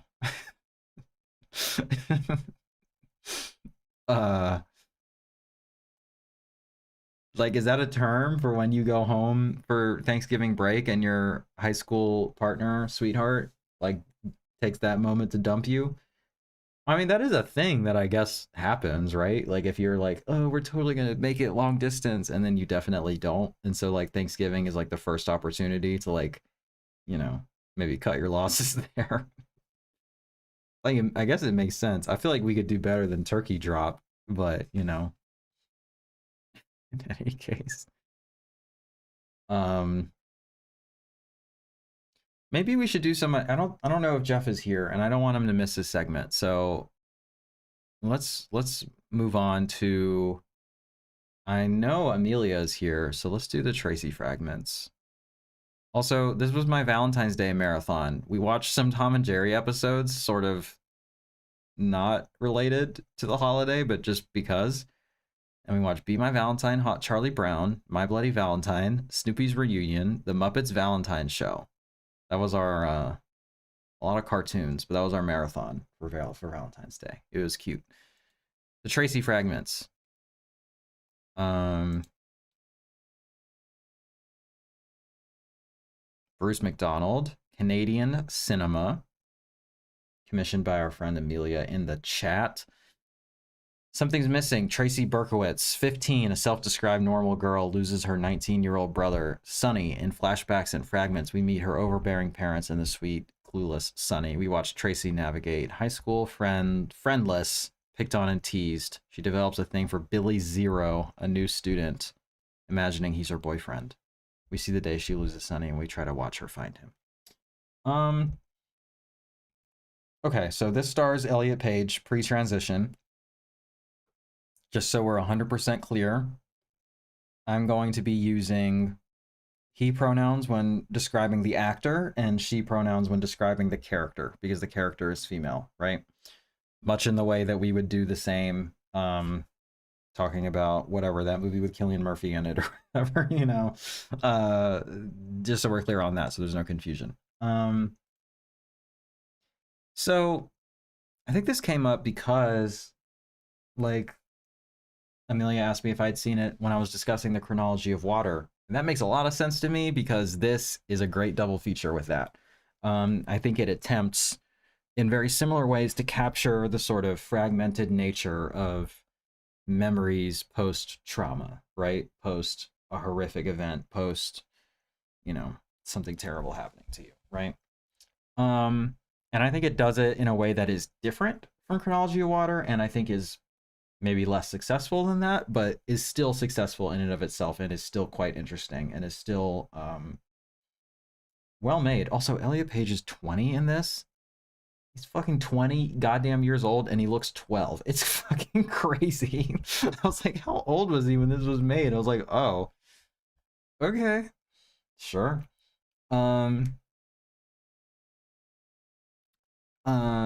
What else to say about it? The editing in this shit is fucking insane. Like, how many editors were on this? Let me see. Only 2? That's impressive. At least 2 credited. I saw like a fact somewhere. Let me check the IMDb. I swear I saw something about this.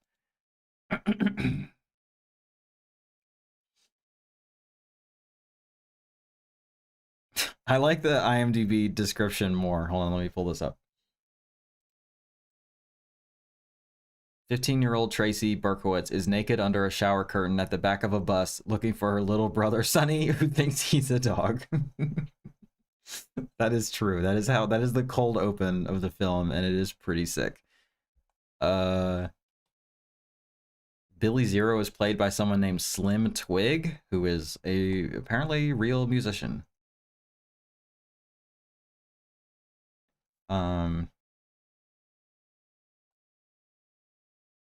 Filmed in 14 days, but took 9 months to edit. Yeah. Oh, maybe it was on the Wikipedia that I was reading about how long this shit took to fucking um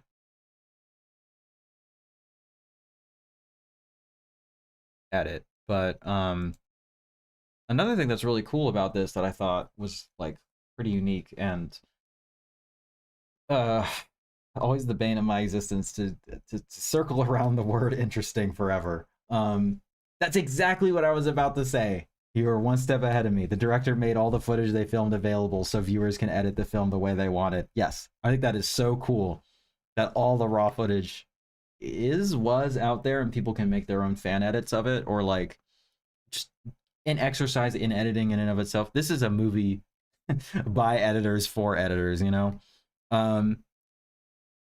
And like, while I don't think it's entirely successful, like it's maybe feels longer than it is, or it's not quite as compelling as it could be. I think it is an experiment at the end of the day, and I think it is largely a successful one.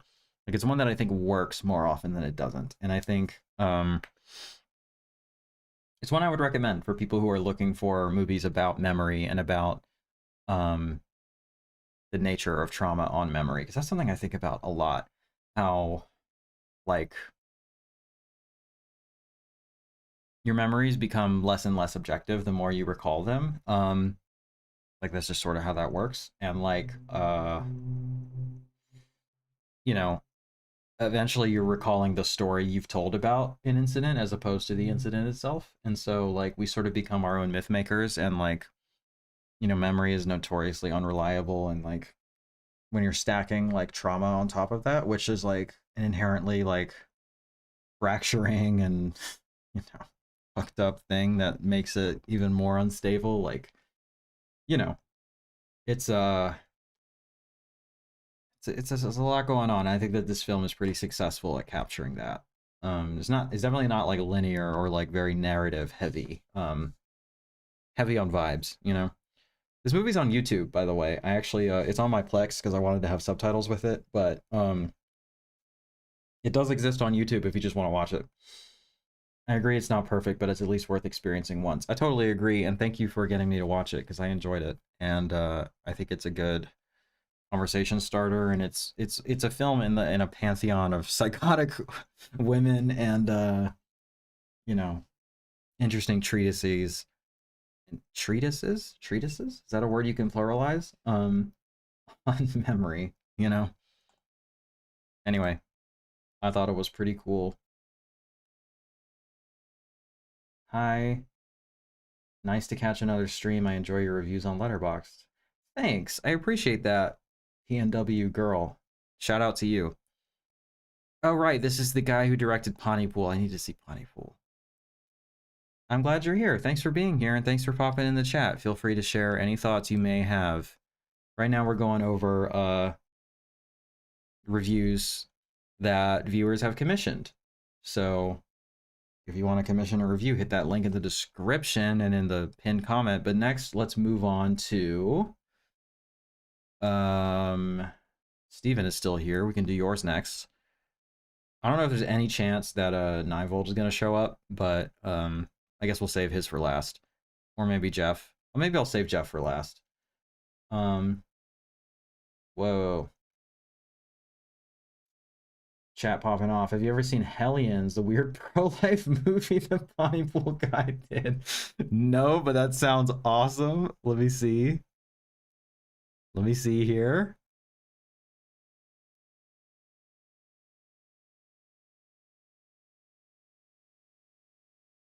Hellions. Woof. That's a rough rating. This Halloween, hell comes knocking. A teen faces a night of terror when 3 malevolent trick-or-treaters come knocking at her door. It's kind of a rough poster.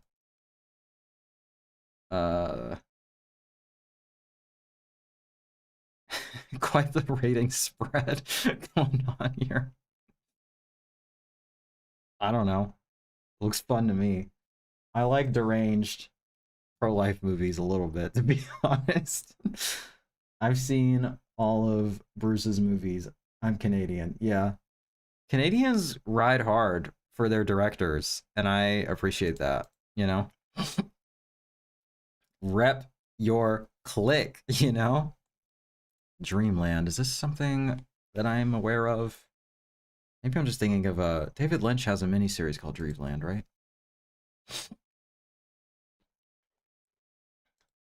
Didn't Canadian International Pictures put this out? I'm pretty sure they did. Yeah. Yeah. I see all my usual OCN heads in the in the reviews, so I think so.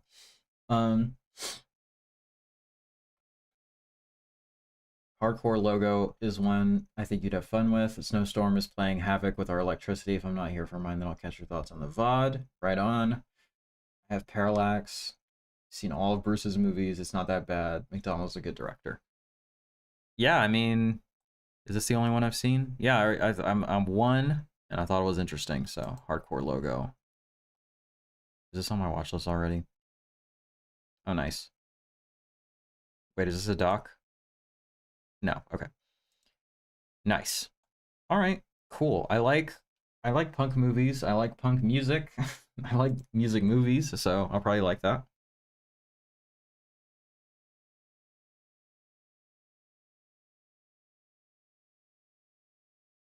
All right, let's move on to... Oh, I want to know what the next Watermelon Pictures release for OCN. I'm waiting for Pistachio Wars from my friend, Yasha Levine, The Teacher, and Farha. I want it to be The Teacher so bad. I'll pre-order that shit.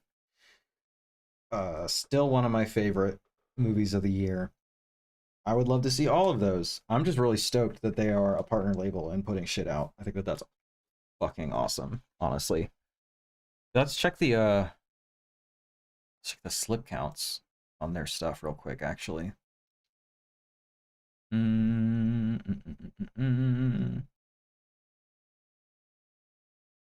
The Glass Worker. I really wanted to catch this in theaters. It just wasn't around long enough.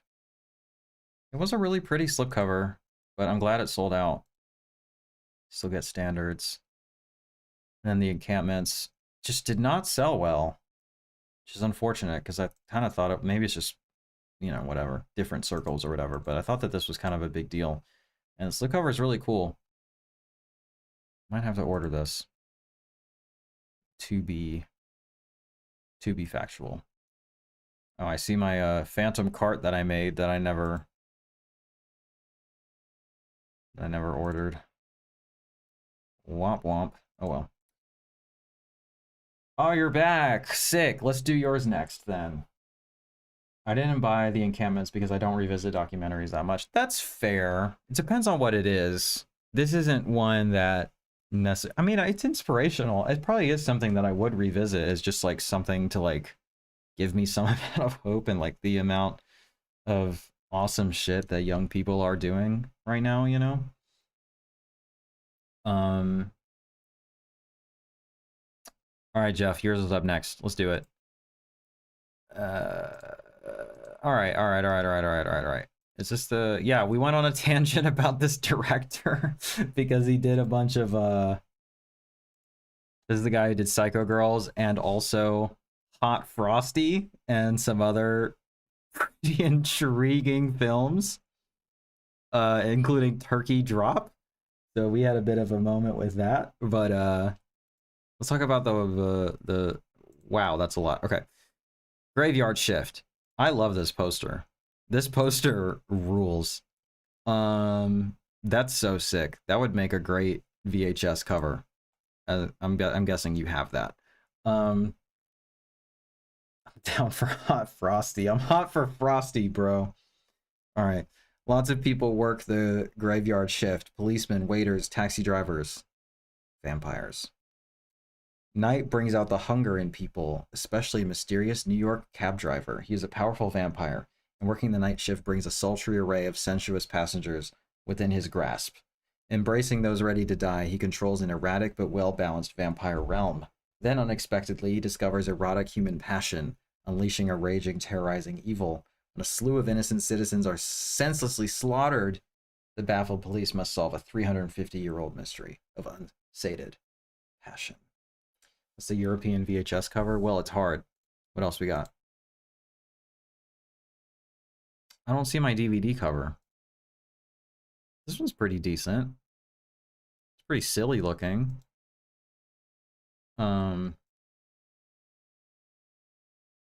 So one thing about me is I love a vampire movie, and I love a horny vampire movie. I like sexy, horny vampires.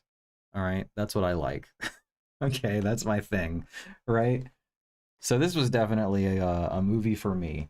And my rating is a little bit low, but not really because of the film's fault. It's just that the reason I couldn't rate it higher is because I couldn't really follow it much because the DVD doesn't have subtitles and it's just not online. I couldn't find it anywhere anyway. I mean, maybe there's a torrent of it. I didn't have time to torrent it or anything, but like, I did want to watch the DVD if it wasn't like immediately accessible. So I just went with a DVD, and it's not bad video quality. Like, there's really great colors and stuff in it, and it's definitely a vibe. But I just, could barely understand what they were saying, and I just lost track of the plot, and it just kind of became a vibes thing. So I just kind of got high and watched this and enjoyed it. I enjoyed the it kind of reminded me of the Lost Boys a little bit, like if it was way hornier. It's definitely different than that, right? But like that was kind of the vibe I was getting. I mean, it's the same year, right? Yeah, if you want like 80s horny vampires and like lots of titties and lots of like colorful lighting and cemeteries and police procedurals, check this shit out. It's fun, I like it. And I would love to revisit it one day. Shot in 85, released in 87. Nice.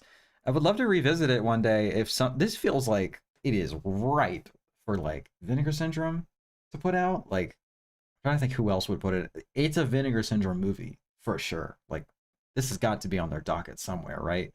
And I would love to revisit it with a crisp new transfer and some crisp SDH subtitles. That would be good for me. I would order it and I would watch it again. This was a staple in video stores. Nice. It's under 1,000 views right now, so maybe Unsung Horrors could get on it. Has Erica seen it? Erica's not seen it yet. I don't think there's a dead kid in it. At least not one that I noticed. Oh my god, Jeff would be so excited to release this. Yeah, I would be too. It's gotta happen, right? Like, they've worked with him before. They put out Psycho Girls. I don't see why they wouldn't also sign this, I liked Psycho Girls more than this, but only because I could actually follow it, and it is also weirder. Like, that movie is fucking bizarre. It goes kind of all over the place. But I dug this. I fuck with it. Jeff, if you would like to share, I would love to know what you find so compelling about it, or why you like it so much. Other than the fact that there's a lot of nudity and vampires in it, which is pretty cool. It needs a crisp transfer. The colors in this need an HD transfer. Absolutely. Absolutely. It needs to get cleaned up. Because it looks good already, but like, it could look fucking cool. Your girlfriend's calling you out right now, bro. It's got mad titties in it. I mean, if that's in your movie, it's a baseline, is all I'm saying, At least there's that at the end of the day, right? Even if it sucks, at least there's that, right? All right, let's do Identikit.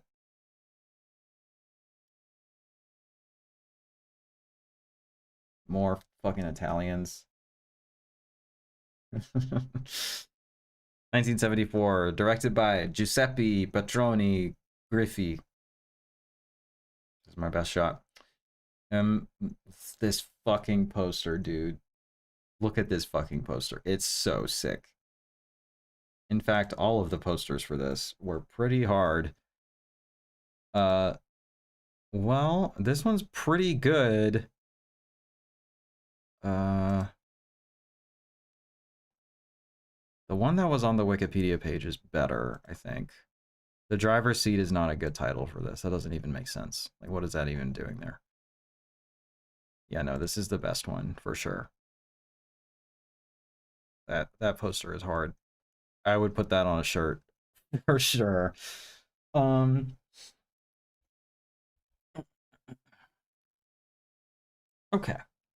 This was put out by Severin in their first House of Psychotic Women set. A mentally disturbed woman arrives in Rome to find a city fragmented by autocratic law, leftist violence, and her own increasingly unhinged mission to find the most dangerous liaison of all. The atmosphere, the colors, and the soundtrack, just something about it I can't explain. I just love it. No, it is a vibe for sure. Okay. So Identikit.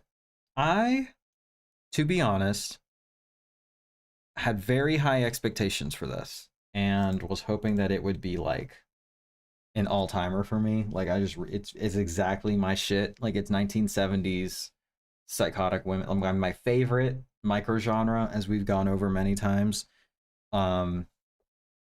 I think what was holding it back partially on this viewing was one, I'm just like my brain is going really fast today and I was having a hard time sitting down. But also this was available on Tubi and Hoopla. Hoopla is the library streaming service, and the nice thing about Hoopla is there's no ads. The not nice thing about Hoopla is the quality is always pretty bad, like even worse than Tubi. And I was cutting it close with when I watched this. So I was like, I don't have time for ads. We're gonna do Hoopla. It's not gonna look great, but whatever.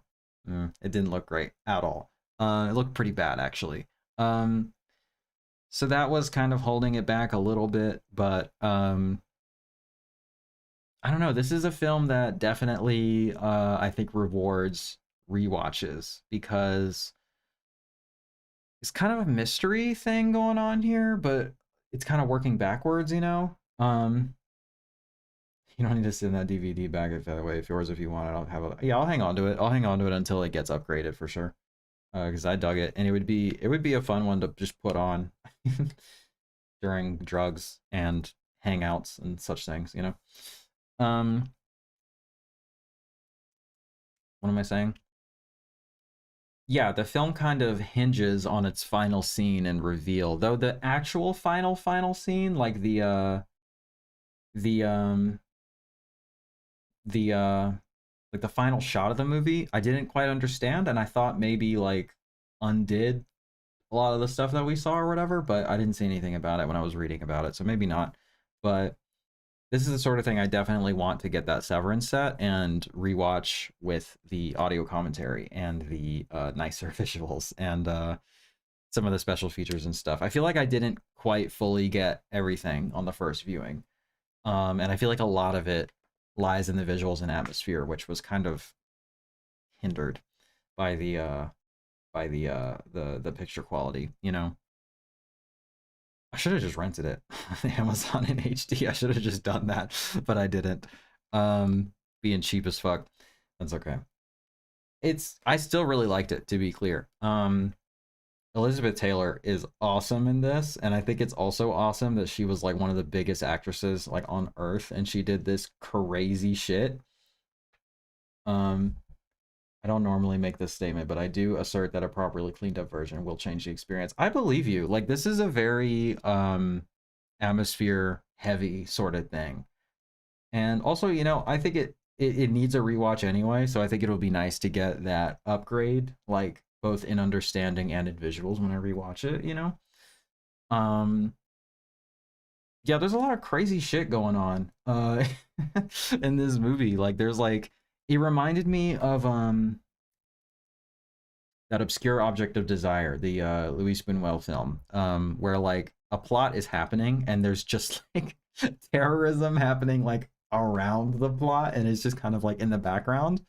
Um, so I'm not entirely sure what's going on there, but I enjoyed it, and it was interesting and fun to watch. There's some crazy like police investigation going on here. There's a lot of sexual violence in this too. It's yeah, Elizabeth Taylor goes for it, and the ending scene, it, it's hot. Okay, relax. Don't come at me if you know what happens at the end, but the ending is hot. Her interactions with each woman, each is fascinating in its own way. Yeah, I definitely want to rewatch this. I need to cop that set at some point, and I need to pop this one back on and get more analytical with it. Uh, yeah, it's a little bit hard to follow until the ending, and that's on purpose, right? But I think it will reward a rewatch for sure. Um, and I'm excited about it. And I keep staring at this poster, and it's awesome. And I want to print shirts. I want to steal this artwork for like my band's merch and make shirts with that on it. Actually, that would be really sick, and I'm gonna do that. The set is old enough. You could probably find it on a deep sale on Amazon or something sometime. Yeah, I'll keep an eye out for sure. The final scene is hot. All right, we got freaks in the chat who are into it. All right. Should I? I'm just gonna say, okay, in a totally neutral, chill, safe for ads way, that there are currently marks all over my body still from a knife play scene I did over a week ago. So that's all I'm gonna say about that. Oh shit. Thanks, Daddy Bloodfart. You're a real one. I appreciate you. Let's run that back. If you do another 10, I can review whatever movie you want. Just putting it out there. But I appreciate the 10 regardless. Thank you. I overshared a little bit. Hope that was, I don't know, insightful or something. But yeah, I'm into it. Look, I love an Italian horror film that ends in knives and women, okay? I'm just, whatever, just relax, okay? That sounds worse because I'm trying not to spoil it, but whatever. You know what I'm saying. Shout out again. I appreciate you. All right. What's going on next? Last one. I saved the best for last. 9-volt. Hopefully you're watching on the rewatch, because I fucking loved this movie, and I know you wanted to know how good it is. And it's crazy. It's so good. The piano, Jane Campion, Palme d'Or winner, first woman to win the Palme d'Or at the Cannes Film Festival. Well, thanks for commissioning it. I appreciate it. And thank you for recommending it. I really liked it. And it's one that's gonna stay with me for sure. Yeah. All right. I wrote, might be a 9 upon further reflection. Upon further reflection, we're getting closer and closer to a 9 the more I think about it. This movie is fucking so good. Okay.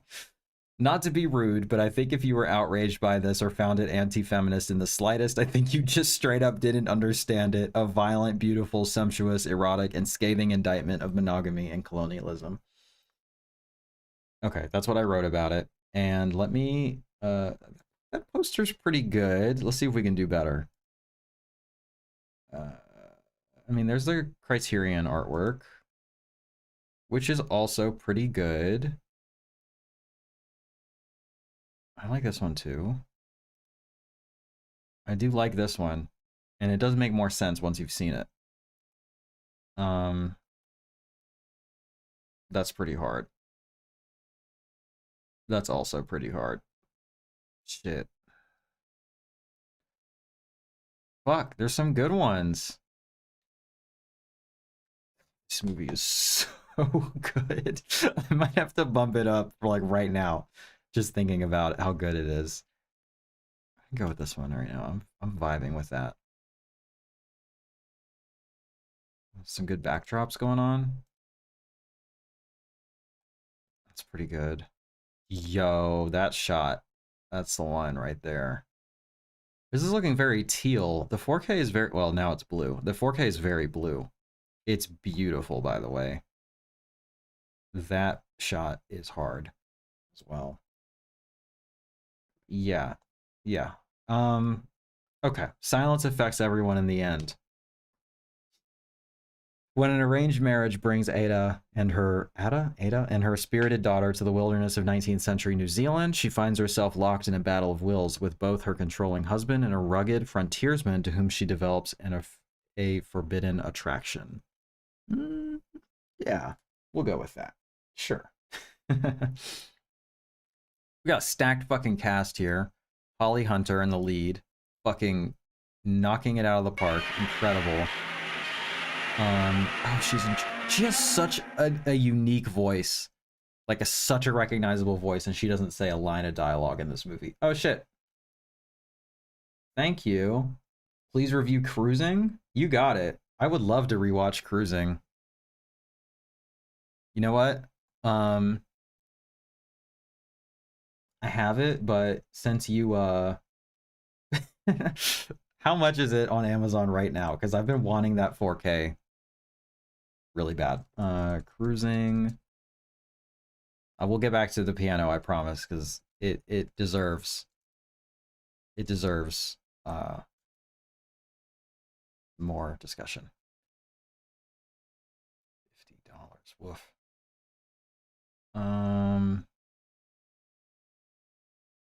$45. It's just outrageous, you know?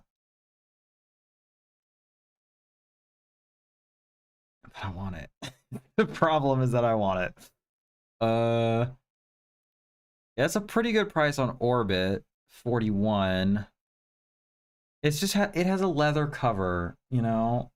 And I also love the movie, so I want the booklet and the rest of it, you know? The new restoration and stuff. It's $39.99 at Barnes & Noble. I'm getting a little bit cheaper. Do they have it in any stores? No, they don't have this shit anywhere. I gotta drive to North Carolina to save $3. Maybe someone on eBay has it. Let's see.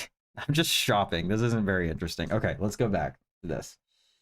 I liked The Power of the Dog, and in the cut, need to watch the rest of her films. I watched a little bit of The Power of the Dog. I haven't seen the rest of it, but In the Cut is awesome. That's the one I'm thinking of, right? Yeah, that movie rules. And I also really like Bright Star.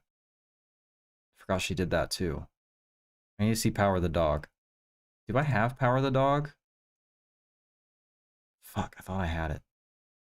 Damn it. But no, this is this one. Fuck it, I'm bumping the rating right now. I'm editing my review and bumping my score.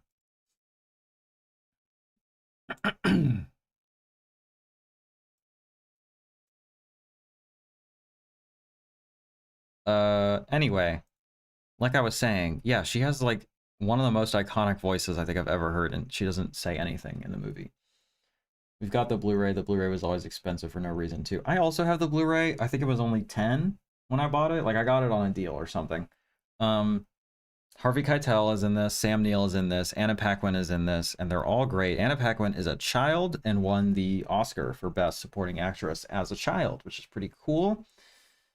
It's not on the level of Kirsten Dunst in Interview with the Vampire, in my opinion, but it's like pretty fucking good, you know? What else? What else? I've got energy today. I don't know what's going on. We're at 2 hours and 20 minutes, and I'm still feeling okay. What am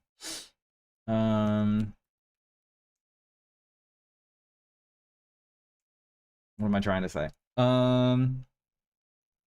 Gosh, it's so hard to talk about this without spoiling it, but I think most people didn't understand it.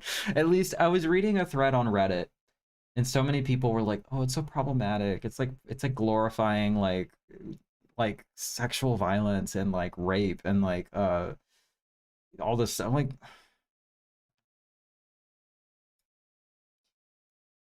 I don't think you I don't think you understood it, to be honest. Like I just don't think so. Like this is genuinely one of the most scathing films I think I've ever seen about monogamy and about the concept of ownership over women in, you know, heteronormative monogamous relationships. And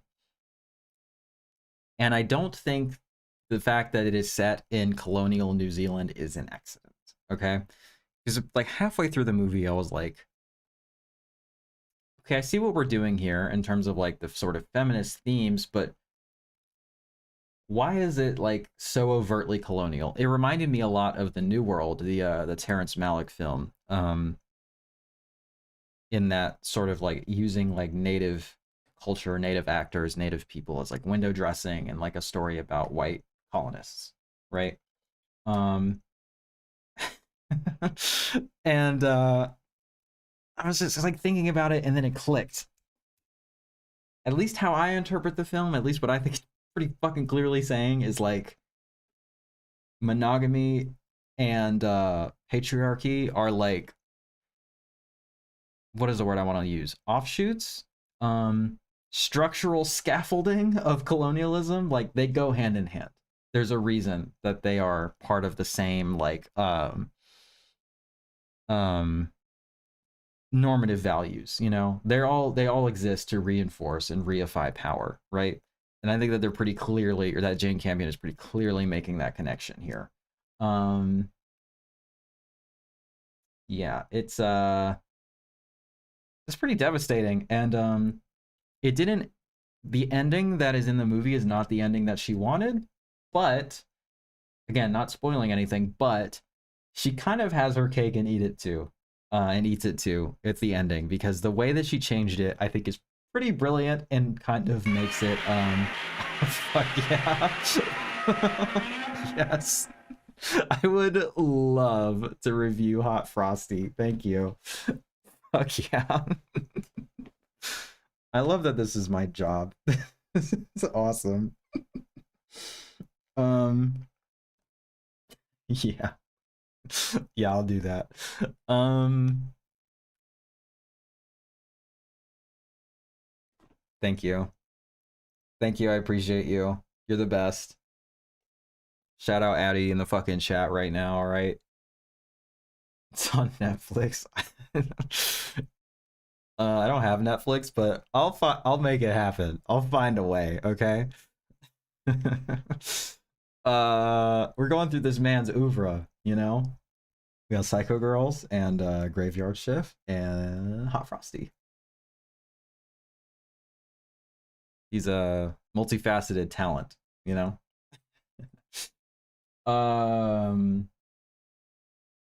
What was I gonna say? Can give you our login. I have a Netflix login. It's just really annoying about it.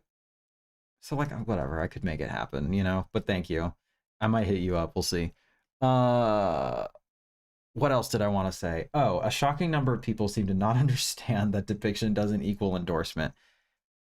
It is pretty astonishing how often people don't understand that, but also like to their credit, it is more nuanced than just like we're depicting a bad thing and saying it's bad, right? Because it is genuinely erotic.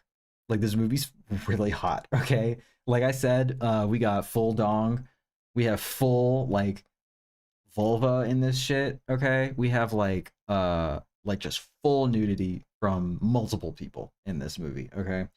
And we also have a scene where Sam Neill almost gets his ass fingered. It's pretty awesome. I'm just gonna say that that's in there. It's sick. The movie's kind of hot in a lot of ways. It's very erotic, and it's in a problematic context. Okay, but like, you know, holding your hand, people on Reddit a little bit like you can hold space for both things, that like something can be not optimal in how it is, you know, how we got there, and yet you can still enjoy aspects of it now that you're there. You know what I'm saying? Like, I'm just saying. Okay, you've successfully sold this to me. I gotta see it. You do, and if you get the chance to pick up the Criterion 4K, it looks fucking gorgeous. It looks so good. I don't know if I also like seeing full dong. I don't know if Criterion just calibrates their 4Ks to projectors more than other labels, but they consistently have like 10 out of 10 4Ks for me. Whereas other labels, I see their stuff and I'm like, yeah, it's really great, but like, oh yeah, the soundtrack is really good too. I'm always saying this and I never do it. I would love to write an essay about this movie, and all the interesting things that I think it's doing, and like what the piano itself symbolizes, and like how it sort of destroys and skewers like patriarchy and monogamy in a way that is like fucking vicious. Yeah, it's awesome. This was the watch of the week for me. Like, fuck, it's so good. I think that's all I have to say about it without spoiling it. But cinematography is banging, performances are banging. Shit. All right. I think that's it for this week. Thank you all. I need to watch it as an adult. I have only seen it when I was way too young to understand. It's definitely subtle in what it's doing. Like, you could just see it, read it as like a straightforward like romance. I think it is pretty problematic if you look at it that way, but whatever. People can enjoy problematic things as a treat, I suppose. But yes, definitely rewatch it because there's so much going on, like politically, socially, subtext, whole nine, you know? It's so fucking good. It is slow, I'll say that. And I was especially restless earlier today. I just had a lot of energy today. I don't know what's going on, but it was hard for me to just like sit still and watch it. But by the time it ended and I realized what it was doing, like it all clicked, and it's just it's so good. That's the piano. Thank you all again. I'm gonna be cruising, excuse me, for a cheap 4K, and in the meantime, okay, I will get started on Steven's commissions. He sent me some the other day, and then also go for cruising, run that shit back, and I'll run back your other one. And shout out to Addie. Appreciate you. Hot Frosty is on the fucking docket, bro. Let's go. And I think that's it for this week. Also a documentary horror. I do love documentaries. They're pretty good. You know? Okay. That's everything, y'all. Thanks for being active in the chat and for your tips and commissions and being in my life. I appreciate it. I will see you next week. Yes? On the 1st? Ooh, so that means it'll be Vinegar Syndrome Day. So we'll do that too. See if we have time. We should have time for commissions after that, but probably won't do like letterboxed updates. I'm gonna try to do a triple feature at the theaters this week. This Tuesday. We'll see how that goes. But glad you enjoyed Graveyard Shift. The sequel sucks though. That's unfortunate. All right. Thanks, y'all. I'm gonna call it for today. Thank you for everything as always. And remember that Satan loves all of their children. Bye.